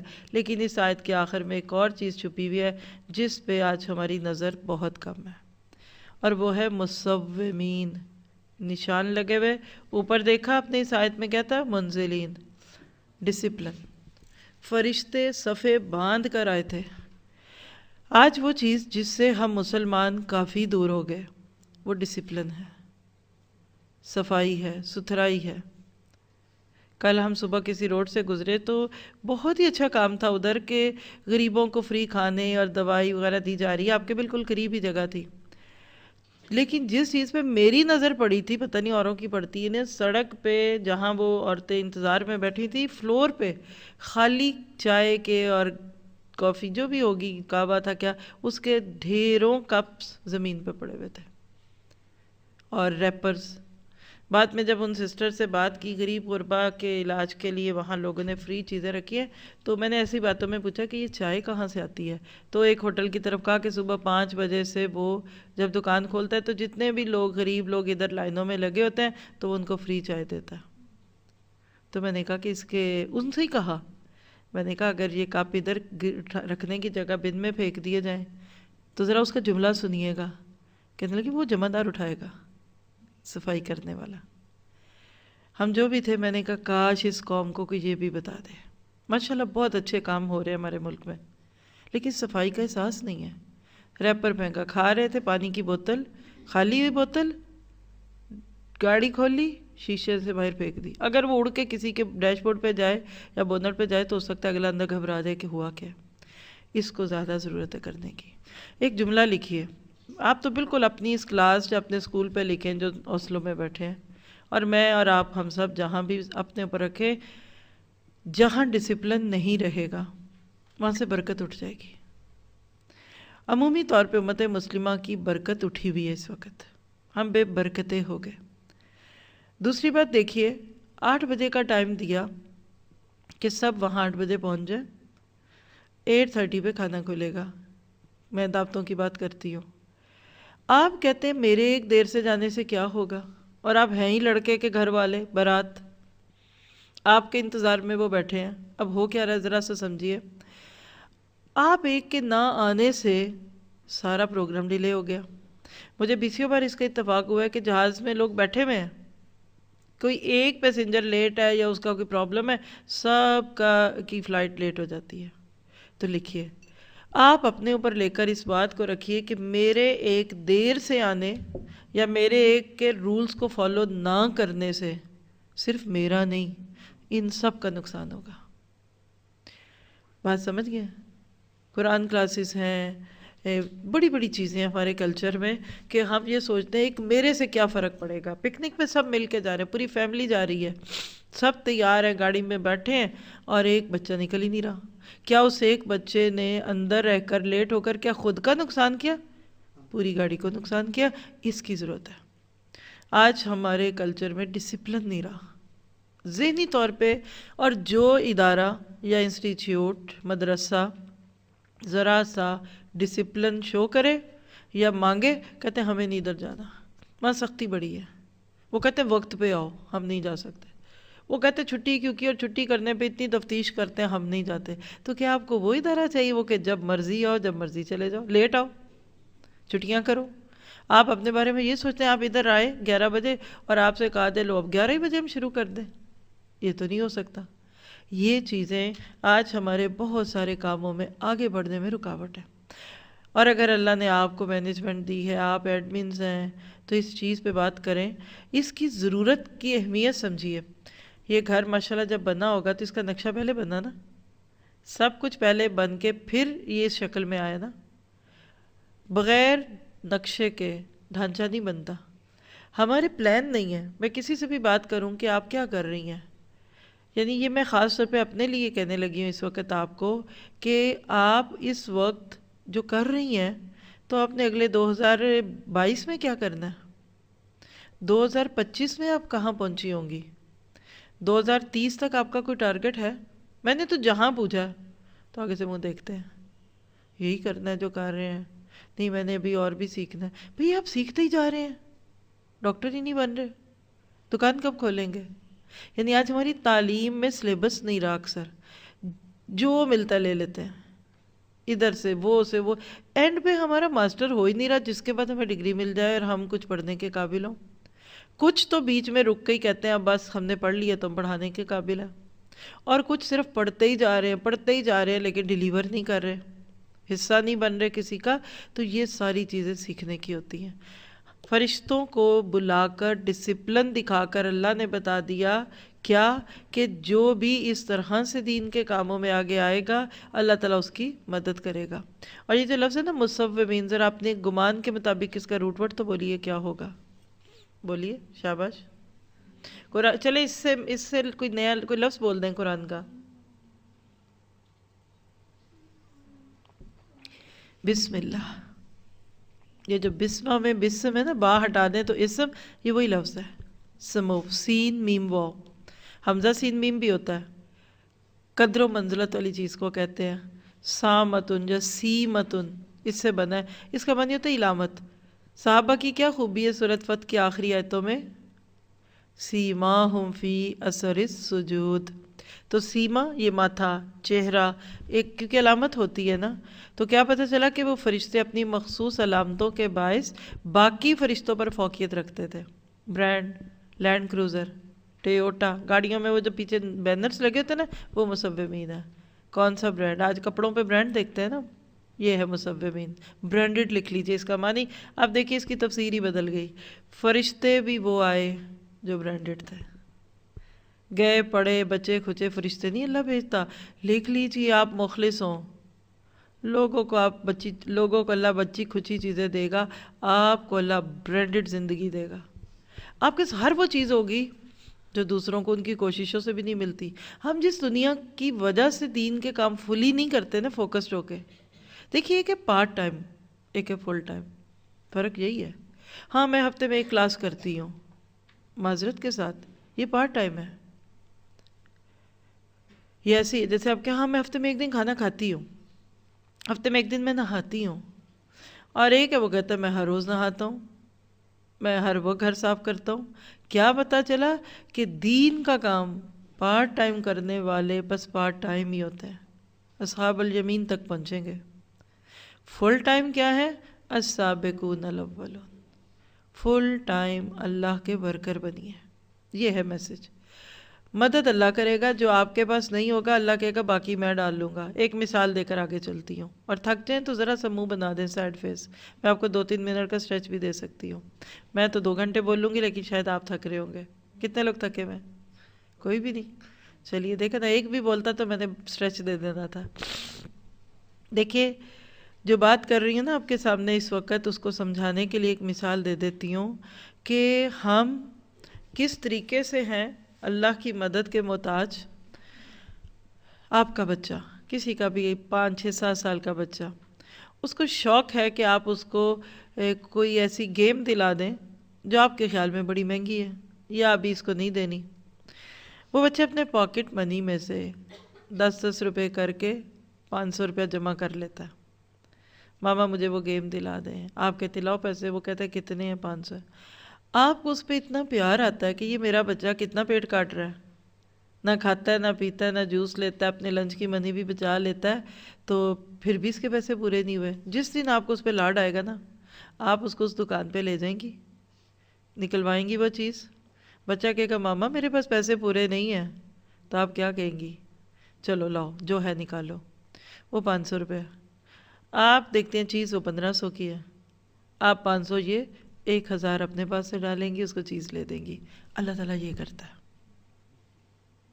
اللہ تعالیٰ یہ کرتا ہے۔ لاؤ کیا ہے پاس دو، یہ آپ اور میں کچھ دے سکتے ہیں اللہ کو، یا اللہ کے راستے میں لگا سکتے ہیں؟ ہے کیا؟ جو ملتا ہے وہ اللہ سے ملتا ہے۔ جس نے اس طرح نگاہ بلند کر کے اللہ کے راستے میں دیکھا، اللہ اس کے ساتھ کیا کرتا ہے، میں تو آپ کو اس کی 20 عملی مثالیں نیٹ سے بھی دکھا سکتی ہوں۔ نظر اللہ پہ لگائیں، بندے کچھ نہیں ہیں۔ لوگ کہتے ہیں پیسے والے پیسہ دیتے ہیں، میں کہتی ہوں جھوٹ بولتے ہیں آپ۔ دل والے پیسہ دیتے ہیں، قرآن والے پیسہ لگاتے ہیں۔ لوگ کہتے ہیں کچھ حصہ ڈال دو، میں کہتی ہوں نہیں، حصہ بنو، حصہ نہیں ڈلوانا آپ سے۔ یہ کوئی چندہ باکس نہیں ہے دین کا کام کہ آپ 100 روپے ڈال کر سر کا صدقہ اتاریں بچے کے اور دے دیں، اور برا خواب آیا تو 200 روپے ڈال دیے۔ یہ کام عزت سے کرنے والے ہوتے ہیں، یہ اعتبار والے۔ آپ مہمانوں کو بلائیں 50 لوگوں کو اور بہترین چائے کھلائیں پلائیں، اور بعد میں ڈبہ رکھ دیں جی اس میں چائے کا خرچہ ڈال جائیں۔ شادیوں میں رکھیں ہاں چندہ باکسز۔ آج ہم نے اپنے دین کو بہت شرمندہ کیا، اس کو غریب کر کے دکھایا۔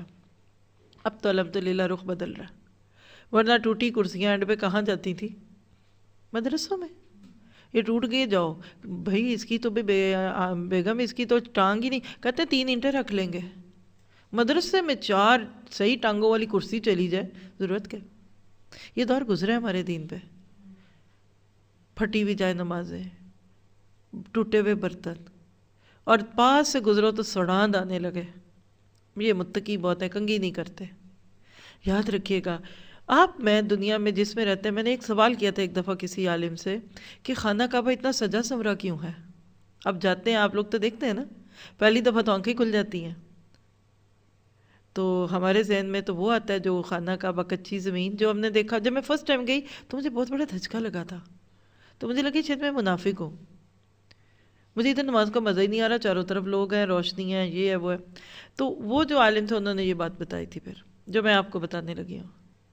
انہوں نے کہا کہ دیکھیں لوگ کن گھروں سے اٹھ کے آتے ہیں کعبہ میں، ان کا اپنا پرسنل لائف سٹائل کیا۔ ایک بات، جب وہاں سے اٹھ کر آئیں اور مثال ہے کہ خانہ کعبہ میں اے سی کوئی نہیں، تو وہ طواف کریں گے؟ گرمی بہت ہے، اندھیرا ہے، ایک وجہ، یعنی ان کو لگے گا کہ کعبہ یا مکہ سب سٹینڈرڈ جگہ ہے، ہم نہیں جاتے کچی بستیوں میں، کعبہ یا تو کوئی بات نہیں۔ اور دوسری بات ہے کہ اتنے لوگوں کو اکاموڈیٹ کرنے کے لیے یہ سارا کچھ ضروری ہے۔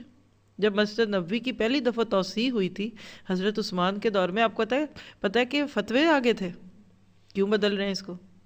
تو یاد رکھیے دین کو باعزت دکھائیے، آپ اچھی طریقے سے دین پیش کریں، لوگوں کو دین اچھا لگے گا۔ پیسے والے لوگ دین لے کر نکلیں گے تو لوگوں کو دین امیر لگے گا، خوبصورت لوگ دین پیش کریں گے، لوگوں کو دین خوبصورت لگے گا۔ آرٹیفیشل نس نہیں ہونی چاہیے، آپ مطلب تصنع میں نہ آ جائیں اسٹیچو نہ بنے ہو کہ آپ بالکل یہ ایک پوز دیتے ہوئے لوگ ہوں. جیسی اپنی ذاتی زندگی کی آپ کی محفلیں ہیں وہی اس میں رکھیے. پھر آپ دیکھیں گے کہ لوگوں کو دین اچھا لگے گا. آج کبھی آپ جا کر دیکھیے باہر کی مسجدیں، اللہ کی پناہ اتنی خوبصورت مسجدیں. مسجد نبوی کو تو میں نے آپ کو مثال دے دی ہے. سر ایسے پردیس میں رہتے ہوئے نا ہم ایک اچھی مسجد دیکھیں نا ایسے ذرا ہوتا ہے کہ سر اٹھا کے جیو، کیونکہ تمہارے چرچ بھی بڑے خوبصورت ہے، تمہاری مسجدیں بھی بڑی خوبصورت ہے. اس کی ضرورت ہے. تو پھر خلاصہ کر دیا کہ اللہ کے دین کو آپ کتنی اہمیت دیتے ہیں، آپ اس کو کتنا اہم سمجھتے ہیں، بس اتنی مدد ہے. آپ اس کو ایک فالتو وقت کی بات، دکھ مصیبت پریشانی چلو جا کر کچھ دین کا سکھائیں تو بس یہ پھر ایسے ہی رہے گا. آپ بولیں قل ان صلاتي ونسكي ومحیاي ومماتي للہ رب العالمین. اللہ کو دکھا دیں کہ میری نظر میں سب سے بڑی چیز آپ کا دین ہے. پھر دیکھیے اللہ تعالیٰ آپ کو کیا دیتا ہے. وما قدر اللہ حق کا قدری، جیسے ہم نے اللہ کی قدر کا حق نہیں ادا کیا نا، ہم نے اس دین کا اور اس کتاب کا حق ادا نہیں کیا. ایک استاد تھا تو اس نے اپنے بچوں کو کہا کلاس میں کہ ہم اپنے اسکول میں ایک لائبریری بنا رہے ہیں اپنی مدد آپ کے تحت، تو کل سے آپ میں سے ہر بچہ اپنے گھر سے وہ کتابیں لے آئے جو پڑھی نہیں جا رہی، تو چلے یہاں پڑھی جائیں گی. کہا ٹھیک ہے. 7ویں 8ویں کلاس کے بچے. اگلے دن استاد نے کہا کتابیں لائے ہو؟ کہا لاؤ. ایک نے پکڑائی قرآن. ساری کلاس کے ہر بچے نے ایک ایک قرآن لا کر دیا. استاد نے کہا کہ میں نے تو تمہیں کتابیں کہا تھا، تم سب قرآن کیوں لے آئے؟ کہنے لگے کہ استاد جی یہی ہے وہ کتاب جو آج کل کم پڑھی نہیں جاتی ہمارے گھروں میں. یا قوم ان ھذا قوم اتخذوا ھذا القرآن مہجورا. جس قوم نے قرآن کو چھوڑا اللہ نے اس کو دشمنوں کے ہاتھوں میں ڈال دیا. آج ضرورت ہے اس کتاب کو اٹھائیے، پیار سے اوپر کیجئے. آپ دیکھیے کہ قرآن گر جائے تو آج بھی لوگ اٹھا کر اس کو چوم کے اس کا وزن کا کوئی آٹا دے دیتے ہیں کہ چلیے اس کو حق ادا کر دیں. کیا آج آپ کو یہ قرآن ٹھوکروں میں نہیں دکھتا؟ آپ کا بچہ گرا ہو اور اس کو کوئی اٹھا دے، کتنا آپ شکر کریں. آج کے دور کے مجاہدین، آج کے دور میں سابقون الاولون اور عشرہ مبشرہ وہ لوگ ہیں جو اس قرآن کو اٹھانے کی کوششوں میں ہیں. یہ صدی جو پچھلی گزری اور یہ قرآن کو اٹھانے کی حامل قرآن بنی ہے. کیا کرنا ہے آپ نے دنیا کی چیزوں میں اپنے آپ کو ضائع کر کے اینڈ پہ آپ کو ایوارڈ کسی نے نہیں دینا، جا کر قبر میں ہی ڈالنا ہے. تو آج کے دور میں کرنے کا کام اس دین کو اٹھانا ہے. اس کی عزت کیجئے، آپ اس کو پرائورٹائز کیجئے، اس کو اپنی زندگی میں سب سے اوپر رکھیے. ہم نے قرآن اتنا اونچا رکھا کہ شیلف سے اٹھانا ہی مشکل ہے. اور وہ واقعہ آپ نے بھی سنا ہوگا کہ ایک شادی تھی، ہر وہ کام ہوا جو نہیں ہونا چاہیے تھا، نفس کی اور شیطان کی اشتہا کا، دلہن کا لباس، رنگ ڈھنگ، سب کچھ. لیکن اس کے بعد کیا ہوا؟ رخصتی کے وقت پہ ایک دم شور مچ گیا، ٹھہر جاؤ. کیا ہوا؟ ارے قرآن تو بھی آیا ہی نہیں جس کے سائے میں رخصتی کرنی ہے. پوچھا کہ ہال میں کسی کے پاس قرآن ہے؟ قرآن ہی نہیں تھا. کہاں گوٹا لگا ہوا اور خوبصورت سلک کا، کہہ لیجئے کہ اس کا ریشم کا کور. کہا جاؤ بچے کو، وہ ساتھ کو ایک مسجد ہے ان سے قرآن لے کر آؤ. وہ بچہ گیا قرآن مانگنے. جو امام صاحب تھے انہوں نے کہا کیا ضرورت پڑ گئی، مجھ سے پوچھ لو، یعنی شاید کوئی چیز دیکھنی ہے تو میں بتا دوں. کہا نہیں مولوی صاحب قرآن چاہیے، وہ بیٹی کے سر پہ رکھنا ہے. وہ کہتے ہیں کہ مجھے دکھ تو بڑا ہوا، میں اندر آیا، میں نے ایک کور کھول کر اس میں سے قرآن تو نکال دیا اور کوئی عام آرڈنری کتاب ڈال دی، تو میں نے لا کر اس کو دے دیا اور وہ بچہ خوشی خوشی لے گیا. یہ اس کا شعور بیدار کرنا چاہ رہے تھے کہ جب وہاں جا کر کھولیں گے قرآن کو تو شرمندہ ہوں گے کہ یہ کیا ہوا. لیکن تھوڑا سا وقت گزرا، وہی بچہ آیا بڑا خوش لے جی شکریہ ہمارا کام ہو گیا. کیوں بھائی کیا ہوا؟ کہا بس اس کے اوپر. کہا اس کو کھولا نہیں؟ کہا نہیں، اس کو بس اس کے نیچے سے لڑکی کو گزار دیا. تو وہ امام صاحب نے کہا کہ اللہ کا شکر ہے میں نے اپنی اس کتاب کی بے عزتی نہیں ہونے دی، میں نے سادی کتاب دے دی، انہوں نے کھولنے کی بھی زحمت نہیں کی. آج ہم بند کتاب کی رسپیکٹ کرتے ہیں، اور کھلی کتاب سے ڈرتے ہیں. ہائے کتاب کھل گئی زندگی میں تو زندگی بورنگ. ہائے مجھے ہدایت مل گئی تو بس استغفار اتنی جلدی، ابھی تو شادی بھی نہیں ہوئی. God give me guidance but not soon. اللہ مجھے ہدایت دے پر جلدی نہ دینا، بوڑھا کر کے 50 سال کے بعد دینا، سارے ارمان پورے کر لوں. ہاں میری تو شادی ہوگی، بس بچوں کی بھی 2 کو بچوں کی شادی پہ ذرا میں ساج سنور لوں، پھر جو ہوگا. سچ نا، سنورنا تو اللہ آپ کو کبھی بھی نہیں روکتا. لیکن یاد رکھیے یہ ساری باتیں جو تھوڑی سی کڑوی لگتی ہیں مجھے بھی، میں اس سوچ سے کہتی ہوں کہ شاید یہی وہ کہتے شاید کہ تیرے دل میں اتر جائے میری بات. وہ اندازے بیاں تو کچھ نہیں ہے، لیکن بات سچ ہو تو دل میں آتی ہے. تو آج ہم جس دور سے گزرے ہیں، کوئی اپنی تلوار کو بڑے خوبصورت کیس میں ڈال کر دشمن کے سر کے اوپر سے گزار دے تو جنگ جیت جائے گا. اللہ کے نبی نے جو جنگیں جیتی ہیں وہ ان طریقوں سے جیتی تھی؟ نہیں. لیکن ہم آج اسی قسم کے ٹوٹکوں ٹونوں سے دین کی فتح چاہتے ہیں. یہ کبھی بھی نہیں ہوگا. اب اگلی آیت میں اس کا جواب ملے گا، دیکھیے گا 126 سورۃ آل عمران. وما جعلہ اللہ، اور نہیں کیا اس کو اللہ نے، کس کو؟ لکھ لیجئے، فرشتوں کا نزول. یعنی فرشتوں کو اللہ نے نازل اس سے علاوہ اور کسی وجہ سے نہیں کیا. کیا؟ الا مگر وہ صرف بشرا، خوشخبری، لکم تمہارے لیے. پہلی وجہ خوشخبری، دوسری وَلِتَطْمَئِنَّ، اور تاکہ مطمئن ہو، اطمینان ہو، قلوبکم تمہارے دلوں کو، بھی اس کے ذریعے کہ تم مطمئن ہو جاؤ کہ چلو فرشتے آئے ہوئے ہیں. یہ مراد ہے. اور اصل میں حقیقت کیا ہے؟ ومن نصر، اور نہیں ہے مدد الا مگر من عند اللہ، اللہ کی طرف سے. ہائی لائٹ کر لیں اس پوائنٹ کو. اچھا بھی اللہ کی طرف سے مدد ہے تو اللہ کے پاس کیا ہے؟ وہ کون ہے؟ تو فرمایا العزیز، غالب، الحکیم، حکمت والا. بہت کچھ ہے اس میں بھی، ایک سٹریچ میں پڑھ کے سنا دوں. اور نہیں بنایا فرشتوں کے نزول کو اللہ نے مگر تمہارے لیے بشارت اور تمہارے دل کے اطمینان کے لیے. اصل معاملہ کیا ہے کہ مدد نہیں آتی مگر اللہ کی جانب سے جو غالب اور حکمت والا ہے. کیا پتہ چلا کہ اب یہ نہ سوچ لو کہ فرشتوں کے نہ آنے سے جنگ نہیں تھی جیتی جانی. اللہ نے تو فرشتوں کو اس لیے رکھا کہ تاکہ ان کو تسلی ہو جائے، کیونکہ یہ صرف اللہ تعالیٰ ایک اپنی موجودگی کا احساس اور مسلمانوں کی مدد کرنے کا جو لوگوں کو یقین ہے وہ دلانے کے لیے کرتا ہے. مثلا فرشتے بھی نہ اترتے، سوال لکھیے، فرشتے نہ اترتے تو کیا ہوتا؟ فتح پھر بھی ہو جانی تھی. آپ میں کچھ بھی نہ کریں گے نا تو دین نے غالب ہونا ہے. لکھیے، اپنا تقابل کیجیے فرشتوں سے. ہم کہتے ہیں میں نہ کروں گی نا یہ کام، دیکھتی ہوں ذرا کون کرتا ہے، یہ ان کا سکول چلتا ہے میرے بغیر، ذرا مزہ، میں ذرا پیچھے ہوتی ہوں نا پھر دیکھتی ہوں یہ کیا کرتے ہیں. آپ ذرا ایک دفعہ ہو کے دیکھیے، پیچھے سے شیشے میں سے دیکھیے گا، آپ سے اچھا چلے گا. کبھی اپنے اوپر یہ مان نہ کرے یہ میری وجہ سے کام ہو رہا ہے، میں ہلی ان کو مزہ آ جائے گا، میں نہ کروں گا یہ کام تو دیکھنا یہ کدھر جائیں گے. میں کہتی ہوں آپ ہلیں تو صحیح، آپ نے تو جگہ ماری ہوئی ہے. لیکن ایک بندہ آ کے سو جائے، کرسی تو اس نے لے لی، اور 10 لوگ بیٹھے ہیں جو کرسی کے انتظار میں کہ جگہ بنے تو ہم اندر جائیں. تو بہتر نہیں کہ آپ پیچھے جا کے صوفے پہ سو جائیں، کرسی خالی کر دیں. اپنے بارے میں ہمیشہ یہ یقین رکھیے، اگر میں نہیں رہوں گی یا میں نہیں کروں گا یہ کام تو ہو جانے ہیں. اللہ کے نبی کی حدیث ہے، خلاصہ بتاتی ہوں. بعض اوقات تو اللہ فاسقین سے بھی اپنے دین کا کام لے لیتا. اللہ نے فرعون سے موسیٰ کا پیغام گھر گھر پہنچوا دیا. واقعہ آپ کو پتہ ہی ہے جادوگروں والا. موسیٰ بیچارے کے پاس کہاں تھے ریسورسز؟ میڈیا، یہ میڈیا اس دور کا میڈیا تھا ہر کارے. وہ تو موسیٰ نے، فرعون نے ویڈیوز چلوا دی، ساروں کو بلایا پولیس کے زور سے، آؤ ادھر حکمران صاحب بلا رہے ہیں. لوگ آگے، موسیٰ جاتے اور پھر لوگوں نے آنا تھا. ہوا کیا؟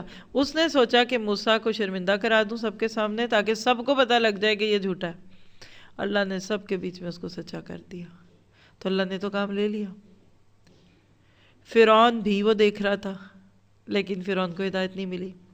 لکھیے ایک جملہ، فرعون کے پاس براہ راست اللہ کا رسول آیا، نبی بھی نہیں رسول آیا، جس کا مقام بڑا پیارا ہے، لیکن فرعون نہیں مانا۔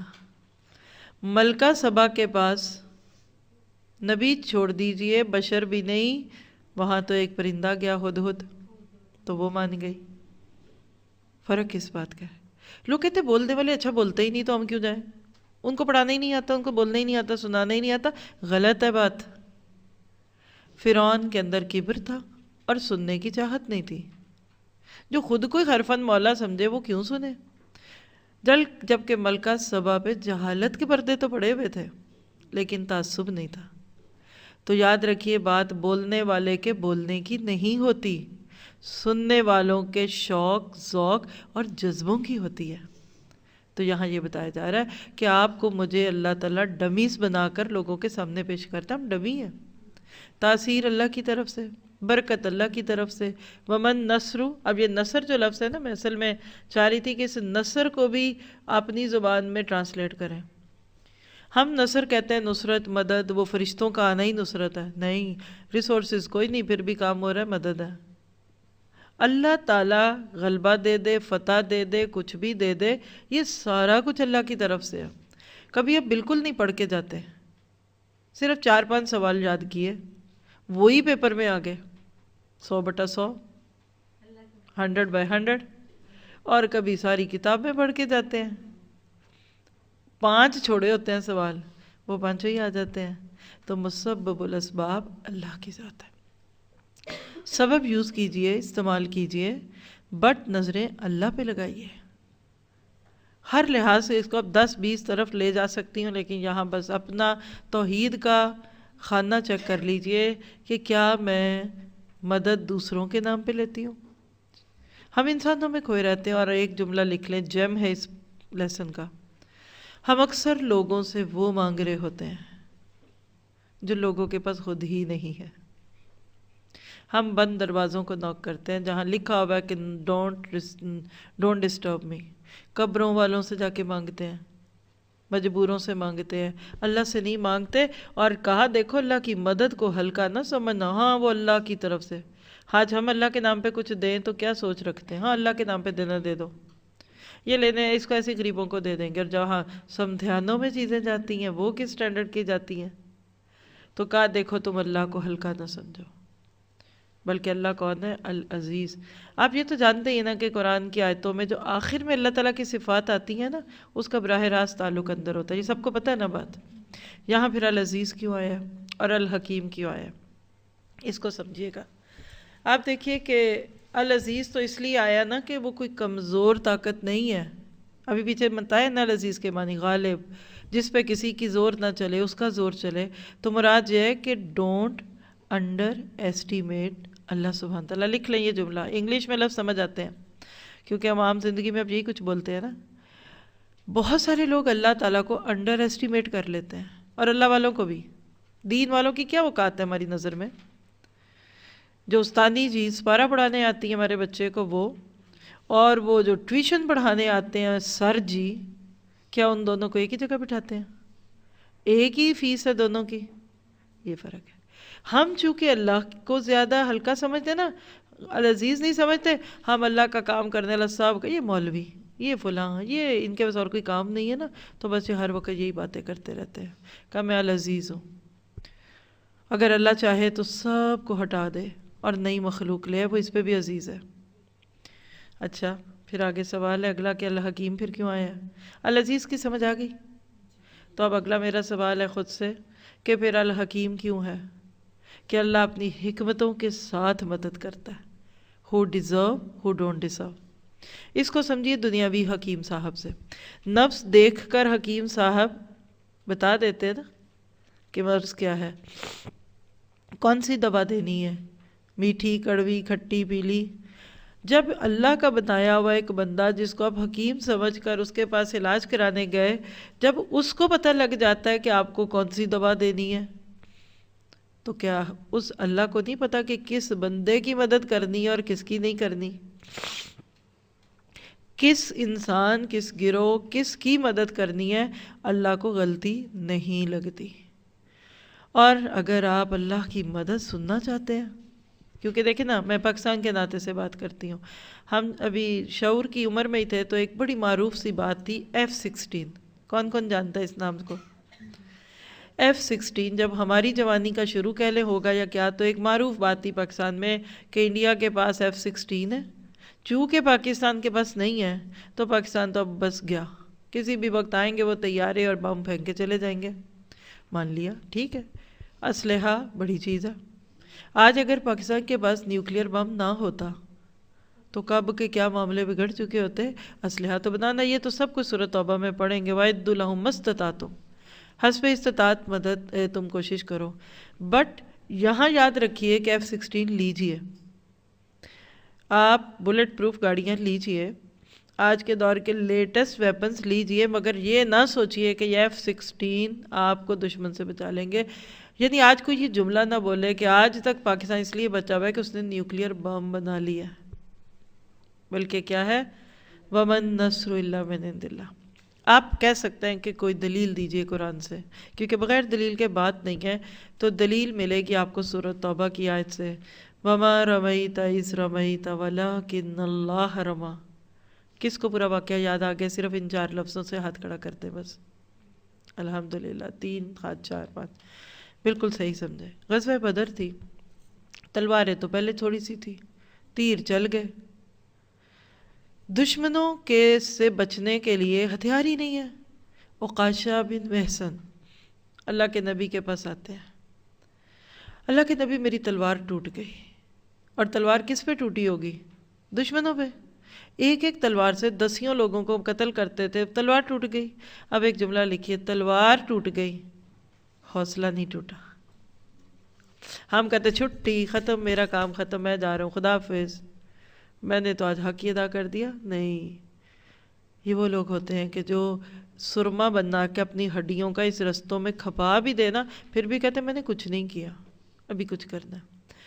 کہا اللہ کے نبی مجھے تلوار چاہیے. آپ نے کہا ہے ہی نہیں، میں کہاں سے دوں؟ اب ظاہر جنگ میں ہتھیار ہوں گے تو لڑیں گے نا، جا کے تھپڑ تو نہیں مار دیں دشمنوں کو. تھوڑی سی چہرے پہ اس طرح کی کیفیت آئی. اللہ کے نبی نے دیکھا، برداشت نہ کر سکے.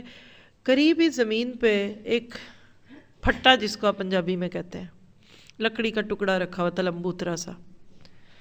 اللہ کے نبی نے اس کو پکڑا اور آپ کے ہاتھوں میں آتے ہی وہ چمکتی ہوئی تلوار بن گیا. بلیو می، یہ سچا واقعہ، پڑھی رہی کو مختوم میں بھی ہے. آپ نے اس صحابی کو کہا یہ لو، اب اس تلوار کا حق ادا کرنا. اور وہ صحابی مرتے دم تک وہ تلوار دشمنوں پہ توڑتے ہیں اور کہتے ہیں کہ میں اس کا مرتے دم تک حق ادا کروں گا. تو وہ لکڑی کے ٹکڑے کو تلوار کس نے بنایا؟ وَمَن نَّصْرُ إِلَّا مِنْ عِندِ اللَّهِ. ایک اور واقعہ وہ بھی بدر کا ہی ہے، وَمَا رَمَيْتَ إِذْ رَمَيْتَ. جب وہ بھی ختم ہو گئی ساری چیزیں جس سے مدد لینی تھی، تو اللہ کے نبی نے مٹی ایک پکڑی، کنکر نیچے سے، اور ایسے پھینکے، شاخت الوجوہ، چہرے بگڑ جائے. اللہ نے وہ مٹی کے ذرے ہر دشمن کی آنکھ میں بھیج دیے. تھوڑی دیر کے لیے چندھیا گئی آنکھیں، نظر نہ آیا، بکھلا گئے نا. ان کی تلواریں ہاتھ سے گری، مسلمانوں نے پکڑ لی. اس پہ آیت اتری تھی، وَمَا رَمَيْتَ إِذْ رَمَىٰ. آپ نہیں پھینک رہے تھے، یہ اللہ پھینکوا رہا تھا. وہ تبھی تو علامہ اقبال نے کہا نا کہ ہاتھ ہے بندہ مومن کا خدا کا ہاتھ. اور میں اس کو اکثر سوچتی ہوں، جب بہت دور دراز سے کوئی فیڈ بیک آتا ہے نا یہ قرآن کے الفاظ سننے کا، مجھے سب سے زیادہ حیرت ہوئی تھی جب ساؤتھ افریقہ سے کسی سسٹر کے بارے میں، اور نیوزی لینڈ سے، اور انڈونیشیا، جن کو ہم جانتے نہیں، جدھر ہمارے بڑوں نے بھی قدم نہیں رکھے، لوگ وہاں بھی سنتے ہیں. تو میں یہ آیت پڑھتی ہوں، وَمَا رَمَيْتَ إِذْ رَمَيْتَ. آج میں آپ کے سامنے اس جگہ پہ پڑھ رہی ہوں، اور یقین کریں میں آپ کو گریٹیچیوڈ دوں گی. یہ آیتیں انشاءاللہ قیامت تک رہیں گی ویب پہ، آپ چاہیں گے تو آپ کو بعد میں دکھا بھی دوں گی. یہ کہاں سے آتی ہیں، کہاں جاتی ہیں. ڈیلی آیتیں قرآن پہ سیو ہو رہی ہیں.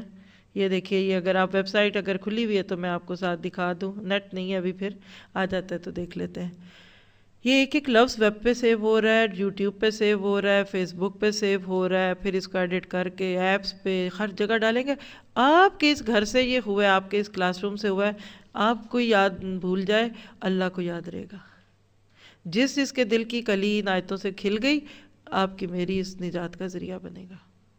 اس سوچ کے ساتھ دین کے کام اپنی ذاتوں پہ، اپنے گھروں پہ کریں، آپ ذریعہ بن جائیں خیر کو دینے کا۔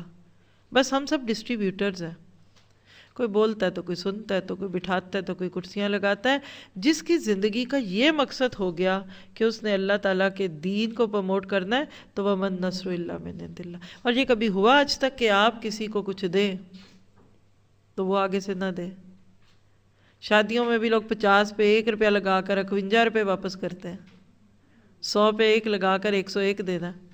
فکر لگ جاتی کسی نے کچھ دیا ہے تو میں بھی دوں، شوق تو اور بات ہے۔ واللہ اللہ بھی نہیں رکھتا، اللہ آپ کا میرا کچھ حق نہیں رکھے گا۔ آپ 1 گھنٹہ دیتے ہیں تو اللہ اس کو 10 پہ ضرب لگا کے 10 کی برکت آپ کی زندگی میں دے گا، آپ کے وقت میں برکت دے گا۔ آپ جوانی میں دین کا کام شروع کر دیں، بوڑھے ہی نہیں ہوں گے۔ آپ دولت کے انبار میں بھرے ہوئے ہیں، آپ اللہ کے رستوں میں کھپ جائے، آپ کی دولت کم نہیں ہوگی۔ آپ اپنے بچوں کو لگائیے اس دین پہ۔ آج جتنی بہنیں بیٹھی ہیں نا، آپ تو سب سسٹرز ہی ہیں میرے سامنے، اللہ نہ کرے کہ کسی کو اولاد کا کوئی غم ہو، جوان چھوٹے بڑے، اور چھوٹی اولاد کے چھوٹے غم، گر نہ جائے، چوٹ نہ لگ جائے، یہی ماؤں کا غم ہے نا بیبیز کے، اور اس سے بڑے ہیں تو یہ گٹر میں نہ چلا جائے، بڑے بچوں کے بڑے غم۔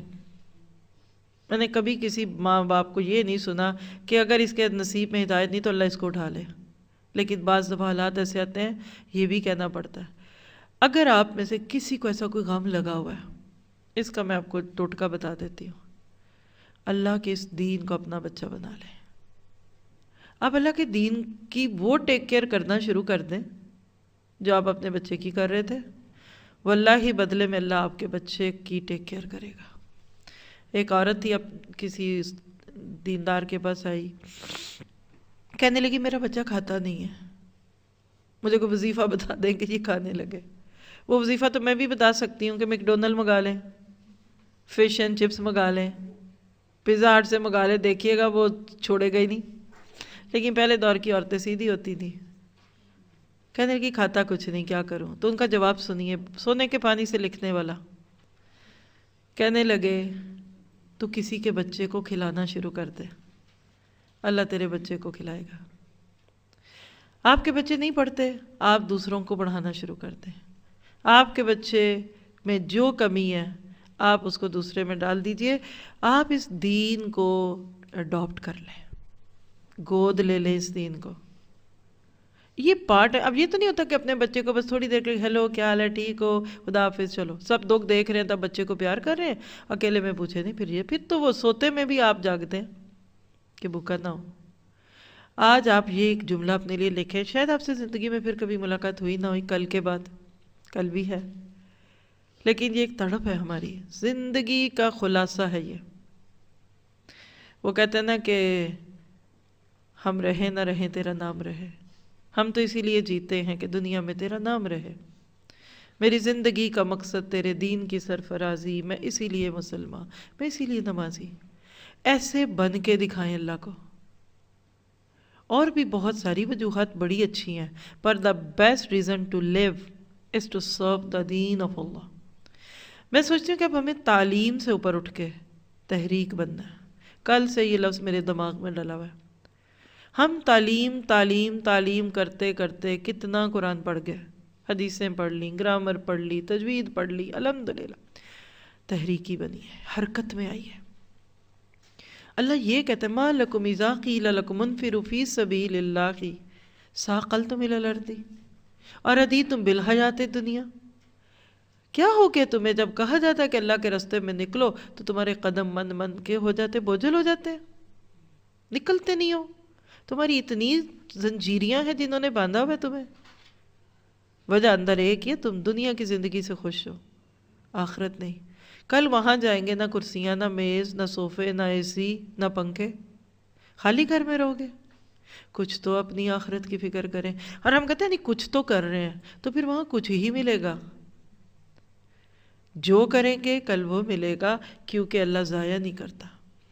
آپ ایک دیتے ہیں، اللہ کم سے کم 700 دیتا ہے، 70,000 بھی دیتا ہے. تو اللہ کی مدد لینے کا طریقہ یہ تھا کہ آپ اللہ کے اوپر نظریں رکھیں. کوئی بات جو ابھی تک کی بات ہے، بس 1 یا 2 اور آتے ہوں گی، آپ گھبرائیے نہیں. مجھے ایسی اندیشہ لگتا ہے کہ آپ تھک نہ جائیں. کوئی بات شیئر کریں، پھر کیا دل جا رہا ہے. میں تو نہیں تھکی، میں تھکتی ہوں سننے میں. کسی جگہ گئی کہ یہ دیکھوں کہ لوگ کتنا کو سن سکتے ہیں، تو میں تو آدھے گھنٹے میں ہی وہاں بلکہ نیند پوری کر کے آ گئی. تو میں اتنا سوچ رہی تھی کہ بیچارے کتنا صبر کرتے ہیں. میں نے اپنے بھائی کو بتایا، کہتے ہیں ہاں واقعی کتنا صبر کرتے ہیں تمہارا سننے والے، کہ وہ 2 گھنٹے بیٹھے رہتے ہیں. مردوں میں اتنا صبر تھوڑی ہے. وہ تو آدھے گھنٹے کا خطبہ بھی امام صاحب کیسے دیتے ہوں گے یہ مجھے پتہ ہے. جی کوئی کچھ شیئر کرنا چاہے، جو یہ آیتیں سن کر آپ کے دل میں آ رہا ہے، پلیز، مجھے اچھا لگے گا. کیونکہ آپ نے یہ آیت اتنی اچھی پڑھی ہے کہ آپ نے دل پہ اتری ہے کہ آپ نے وہ آیت یعنی قرآن سے لے کر اپنی ہماری جو زندگی گزر رہی ہے اس کے مطابق آپ نے. جی اس لیے کہ نہ ہم نے بدر میں جانا ہے نہ احد میں. اللہ نہ کرے ابھی بھی کوئی ایسی جنگ آئے کہ ہم عورتوں کو ہتھیار اٹھانے پڑیں. قلم اٹھا لیں، جھاڑو اٹھا لیں، بچوں کو دیکھیں. یہ ایک ٹیم ورک کے ساتھ کام کرنے والا ہوتا ہے. آپ کہتے ہیں ہمیں پڑھانا نہیں آتا، تو میں کہتی ہوں کہ پڑھانے کی ضرورت ہی نہیں ہے آپ کو. دیکھیے یہ مائک کسی نے سیٹ کیا نا، یہ اسکرین کسی نے سیٹ کی، یہ کمرہ کسی نے صاف کیا نا. کوئی 1 سیکنڈ کے لیے بھی سوچ سکتا ہے کہ ان کا اجر میرے پڑھانے سے کم ہوگا؟ واللہ یہ مائک ہی بند کریں. یہ لے، اب آواز ہی نہیں آ رہی آپ کو، یہ دیکھ لیجئے. تو یہ کام کرنا عین پڑھانا ہے. ہماری ایک بہت بڑی غلطی، میں آپ میں سے ان لوگوں کو جو ماشاءاللہ کئی سالوں سے پڑھا رہے ہیں، ایک شارٹ کورس کی دعوت دوں گی. آپ کہیں بھی بیٹھ کر لیں، 10 دن کا وہ کورس ہے، داعی دین کے اوصاف. دعوت دینے والوں میں کیا چیزیں چاہیے. لندن سے پچھلے سال ہوا ہے کورس، اپریل میں شاید، فیبرری مارچ کچھ اس طرح کا وقت تھا. ہم یہ سوچتے ہیں کہ پڑھانے کا نام دین ہے، جھوٹ کہتے ہیں. آپ کیا کریں جو آپ کر سکتی ہیں. یعنی ہم الحمدللہ ڈیفرنٹ کلاسز جو کرتے ہیں تو اس میں ہر طرح کی ضرورتیں ہوتی ہیں. ان ضرورتوں میں جو بہت بڑی چیز ہے، اگر آپ آج تھوڑا سا اگر ایکسٹرا ہے ٹائم، یا میں اسی ٹائم میں دیتی ہوں تو میں آپ کو کچھ چیزیں دکھاتی ہوں، لیکن اس کے لیے آپ کو میرے لیپ ٹاپ سے ہک اپ کرنا پڑے گا کہ کس طریقے سے کتنے سینکڑوں ساتھی ہیں جو صرف انصار اللہ بن کر اس ساری تحریک کے حصہ بنے ہوئے ہیں، تب کوئی کچھ کام ہوتا ہے. ابھی میں نے چند نام بولے نا کہ یوٹیوب پہ اس وقت آ رہا ہے. اللہ کے گمان سے اگر نیٹ کا مسئلہ نہیں، ابھی نہیں آئے گا نا، جو ہی نیٹ یہ ریکارڈنگ جائے گی، اپلوڈ ہوگی، وہ فوراً اپنے میڈیم سے اس پہ یوز کریں گے، کیونکہ یہاں تھوڑا بیسمنٹ کی وجہ سے نیٹ کا پرابلم ہے. فیس بک پہ جا رہا ہے، مکسلر پہ جا رہا ہے، پھر ایڈیٹنگ یعنی صرف یہ جو میرے بولے ہوئے وقت اور جو آج میں نے ابھی تک بات آپ سے کی ہے، میں آپ کو ٹائم بھی بتا دیتی ہوں. 1 گھنٹہ 37 منٹ، 1 hour 37 منٹ میں بولی. میں نے پڑھا کے اس کو سیو کر کے ختم. اس کے اوپر کوئی 10 لوگوں نے کام کرنا ہے، تو دنیا کے ہر چینل جس پہ ہماری اپروچ ہے یہ پہنچ جائے گا. کیا آپ یہ گمان کر سکتے ہیں کہ میرا یہ 1 hour 37 سیکنڈ بولنا، اور جنہوں نے اس کو ایڈٹ کرنا ہے کم از کم 4 گھنٹے لگیں گے اس 1.5 گھنٹے کی فائل کو ایڈٹ کرنے میں، ٹرپل سے زیادہ ٹائم لگتا ہے. کیا اس بہن کا، ہماری وہ ساتھی ہیں جو ایڈیٹنگ کرتے ہیں، کیا اس کا اجر میرے سے کچھ کم ہوگا؟ میں تو کہتی ہوں واللہ زیادہ آپ کون ہے، کیونکہ آپ میری غلطیاں چنیں گی، کفنگ نکالیں گی، کوئی بچہ بول اٹھتا ہے اس کی آوازیں، یعنی جو ہکپس ہوتے ہیں، تو آپ تو کمیاں دور کر رہی ہیں. آپ کا اجر میرے سے بہت زیادہ ہے. ٹیم بنتی ہے کب؟ جب لوگوں کو ایڈمائر کر کے ساتھ لے کر چلیں، ٹیم بنے. کلاس اور کورس میں فرق اسی کا ہوتا ہے. کلاسز کیا ہوتی ہیں؟ میں نے پڑھانا سیکھ لیا، میں نے پڑھا، میں آپ کو لے کے بیٹھ گئی. اب نہ میرے پاس مائک ہے، باہر بیل ہوگی تو دروازہ بھی میں نہیں کھولنا ہے، ہو سکتا ہے چائے پلانی ہے تو وہ بھی میں خود ہی اٹھ کے بناؤں یا میری میڈ بنائے. یہ کلاس کبھی بھی بہت بڑی چینج نہیں لائے گی. آپ سرخرو ہو جائیں گے قیامت کے دن؟ نہیں. کسی بھی ایسی اجتماعی جگہ کا حصہ بنے کہ جہاں ایک چائے بنانے کی ذمہ داری لے لے، ایک مائک سیٹ کرنے والا ٹیکنیکل ڈپارٹمنٹ بن جائے، ایک آپ کے بچوں کو لے کر بیبی سٹ کرے، اور چوتھا جو ہے وہ ریسیپشن پہ بیٹھ کے آنے والوں کے نام لے دے. آج کے دور میں اب کلاسز کی ضرورت نہیں ہے، ٹیچرز کی ضرورت نہیں ہے ہمیں. اس وقت ہمیں سسٹمز بنا کر ایسے طریقے سے لوگوں کے سامنے پیش کرنے کی ضرورت ہے کہ جس سے فوراً چینج آئے. اور اس کی مثالیں صرف میں اس شوق سے دیتی ہوں کہ شاید میری بات سے بعد میں آپ لوگوں کو فائدہ ہو جائے جو ادھر ہیں جن کو میں نہیں جانتی، یا آپ میرا صدقہ جاریہ بن جائیں۔ وقت تو ہم لگا ہی رہے ہیں نا، محنت بھی کر رہے ہیں۔ میں جانتی ہوں لوگوں کو 20 سال سے میں خود دیکھ رہی ہوں وہ دین کے نام پہ مسجدیں اور ایسے کام چلا رہے ہیں، لیکن نتائج صفر نہیں ہے تو 10 ہوں گے۔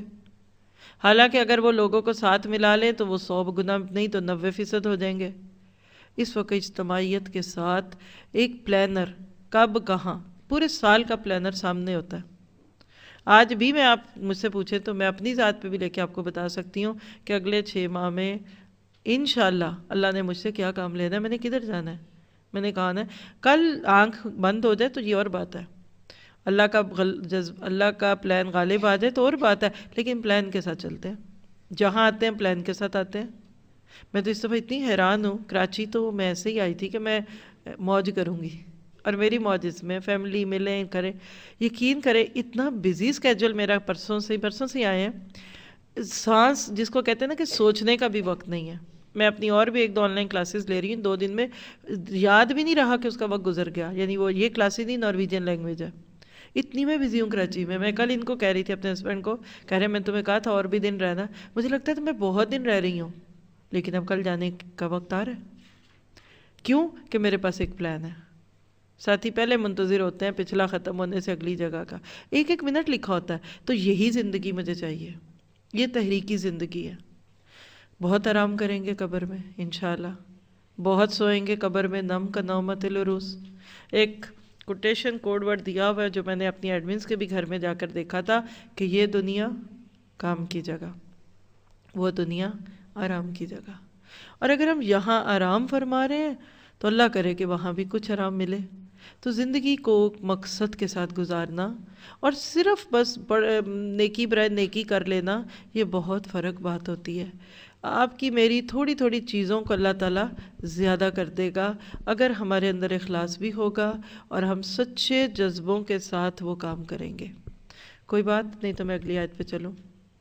جی آپ پیچھے سے پلیز ذرا سا اونچی بولیے گا۔ وعلیکم السلام۔ الحمدللہ میں اپنے گھر پہ چھوٹی سی ہماری ٹیم ہے قرآن کی، اور ہم تسکین کرتے ہیں، ترجمہ پڑھتے ہیں، لیکن آج میں اپنے بچوں کی وجہ سے بہت ڈسٹرب تھی، اور میں نے صبح سوچا تھا ٹھیک ہے میں اپنی ایکٹیویٹی کو چھوڑ دیتی ہوں کیونکہ بچے پیچھے جا رہے ہیں، لیکن مجھے ابھی آپ کی بات سے اتنا الحمدللہ۔ جزاک اللہ خیر، میں صرف اس لیے شیئر کر رہی ہوں کہ آج میں نے بالکل پکا سوچ لیا تھا کہ آج میں نے اپنے بچوں سے کہنا ہے ٹھیک ہے کل سے میں اپنی کلاس کو کٹ ڈاؤن کر دوں گی، تو آپ میں نہیں کروں گی اور میں اللہ کا اس پہ شکر کروں گی کہ اس نے میرے سے یہ جملے نکلوا دیے۔ مجھے بہت جو ساتھی گھر سے سن رہے ہیں ان کے لیے دہراتی ہوں، خاص طور پہ اوسلو میں ہمارے ساتھی ہیں ہمارے ساتھ، کہ انہوں نے یہ بتایا کہ آج یہ دین کا کام کچھ کرتی ہیں، تو کسی نے کہہ دیا ہوگا کہ بچے ڈسٹرب ہو رہے ہیں، یہ بھی بڑی مزے کی بات ہے۔ ہمارا دین ہمارے لوگوں کی نظروں میں ستیلا بچہ ہے، اس نے ہی توڑا ہوگا، اس نے خراب کیا۔ کسی کا میاں دوسری شادی کر لے، ہاں اور دین کے کام کرو۔ کسی کا بچہ بگڑ گیا، ہاں جاؤ دین میں دوسروں کو پڑھاتی ہے، اپنے بچے دیکھے، یعنی ہم ہر الزام دین پہ ڈالتے ہیں۔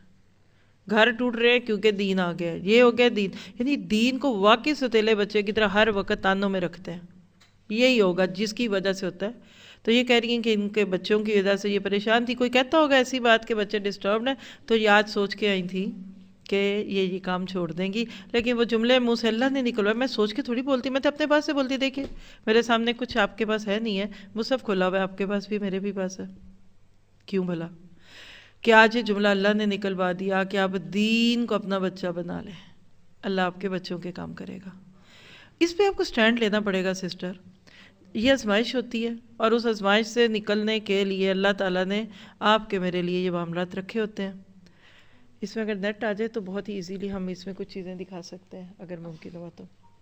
اس کے بعد آپ دیکھیے کہ بات تو بہت لمبی ہوتی جائے گی، لیکن اللہ کی مدد کی مثالیں بہت ساری ہیں۔ جہاں غزوہ احد میں یہ فرشتوں کی اور عکاشہ کی مثال سنی، اور اسی طرح اللہ کے نبی صلی اللہ علیہ وسلم کی جو تھی، کچھ اشعار تھے جو اس میدان میں کچھ لوگ پڑھ رہے تھے، میں وہ سنا دیتی ہوں، کیونکہ وہی بات ہے کہ اس میں ہم اپنے آپ پہ رکھ کے سکتے گے، بلکہ اس کو اگلی آیتوں کے ساتھ بھی لے لیں گے۔ ہم اس کی اگلی جو آیت ہے یہ والی صرف کر لیتے ہیں کیونکہ یہ موضوع سے متعلق ہے، پھر اس پہ انشاءاللہ رکیں گے۔ آیت 127 کو دیکھیے، آپ اس کو کرتے رہے، میں ادھر سے کر لیتی ہوں۔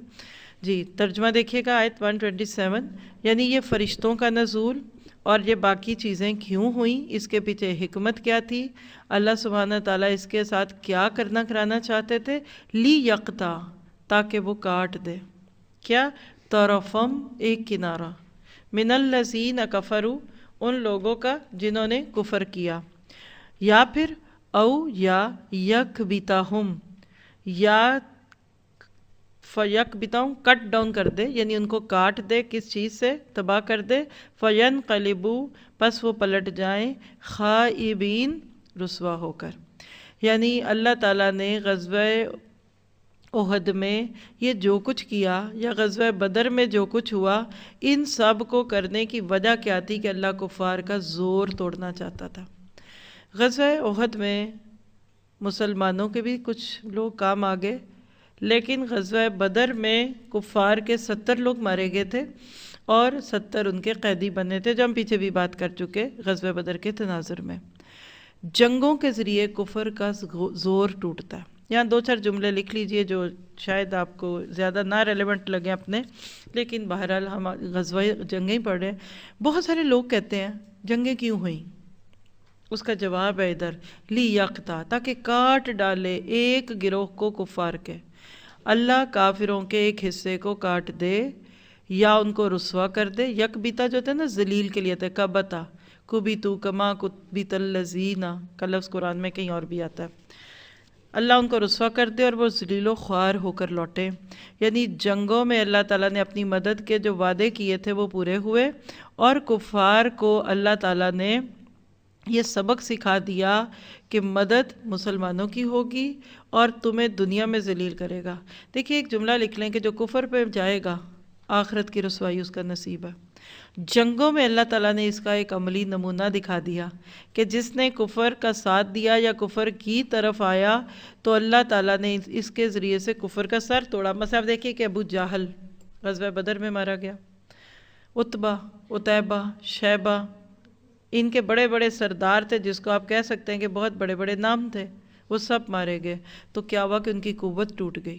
بہت سارے لوگ اس میں چلے جاتے ہیں، مارے جاتے ہیں۔ مسلمان جب نکلتا ہے تو اللہ کے کلمے کو بلند کرنے کے لیے نکلتا ہے، کافر نکلتا ہے تو وہ تعصب میں اور بغض کے ساتھ نکلتا ہے۔ تو اس آیت کا بس سمپل سا معنی یہ سمجھ لیجئے کہ جنگوں کے ذریعے اللہ کفر کا زور توڑ دیتا ہے۔ کہاں ایک کافر کے ساتھ معاملہ ہو، اکٹھے سارے آ جاتے ہیں دشمنی اسلام کی دل میں لیے ہوئے، تو اللہ سبحانہ تعالیٰ ان کو نکال دیتا ہے۔ اور اس کے بعد کیا ہوا کہ جب مسلمان غزوہ احد کے بھگدڑ والے دور میں تھے تو اس میں مسلمانوں کو بھی تکلیف ہوئی، اس سے جو پریشانیاں ہوئیں اس کا ذکر آگے کی طرف ہے، لیکن اللہ کے نبی صلی اللہ علیہ وسلم کی زبان سے کچھ نکل گیا۔ اللہ تعالیٰ نے اسی چیز کو بنیاد بنا کے اگلی آیت میں رکھا ہے، جہاں سے انشاءاللہ ہم کل لیسن شروع کریں گے، لیس لک من الامر، لیکن جو آج سیکھا اس کا خلاصہ لے لیجئے، کیونکہ جب تک آپ منٹس آف دی لیسن نہ لکھیں، نوٹ کریں، تو پھر بہت ساری باتیں ذہن میں رہتی ہیں لیکن ترتیب نہیں ہے۔ اگر آپ دیکھیے آج کا سبق ہمارا یہاں سے تھا، آپ کے سامنے ہے۔ اب آپ سب چھوڑ کے صرف خود سے باتیں کریں، یعنی یہ خود کلامی ہے۔ بات شروع ہوئی تھی 2 گروہوں کے تذکرے سے کہ جن کے اندر تھوڑی سی کمزوری آ گئی تھی، لیکن چونکہ مخلص تھے تو اللہ تعالیٰ نے ان کو جانے نہیں دیا۔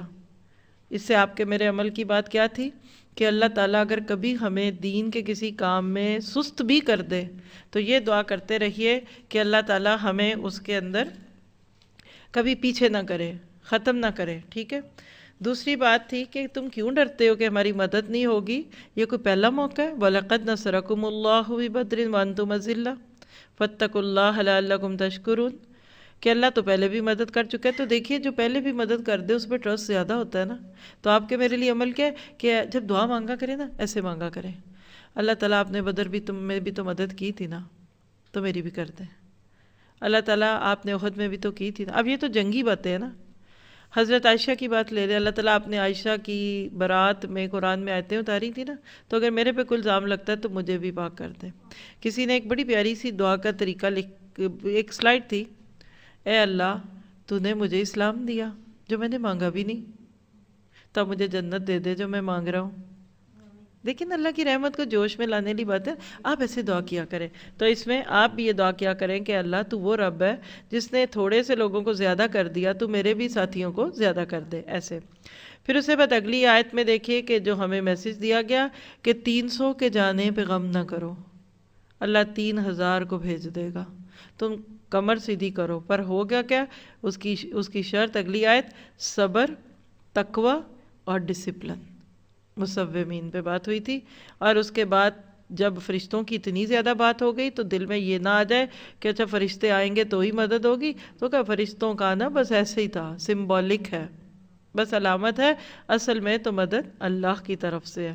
اور مدد کا ایک طریقہ کیا اختیار کیا اللہ نے جنگوں میں کہ کفر کا سر توڑ دیتا ہے۔ اللہ تعالیٰ سے دعا ہے کہ وہ ہمیں حق کے لیے جمع دے اور بہترین طریقے سے کام کرے، نیکی توفیق دے۔ سبحان ربک رب العزت عما یصفون وسلام علی المرسلین والحمد للہ رب العالمین۔ ابھی میرے پاس 2 منٹ ہے، اگر آپ کے نصیب میں ہوا تو میں آپ کو کچھ ہائی لائٹس دے دیتی ہوں، آپ اس کو بعد میں جا کر دیکھنا چاہیں تو دیکھ سکتے ہیں۔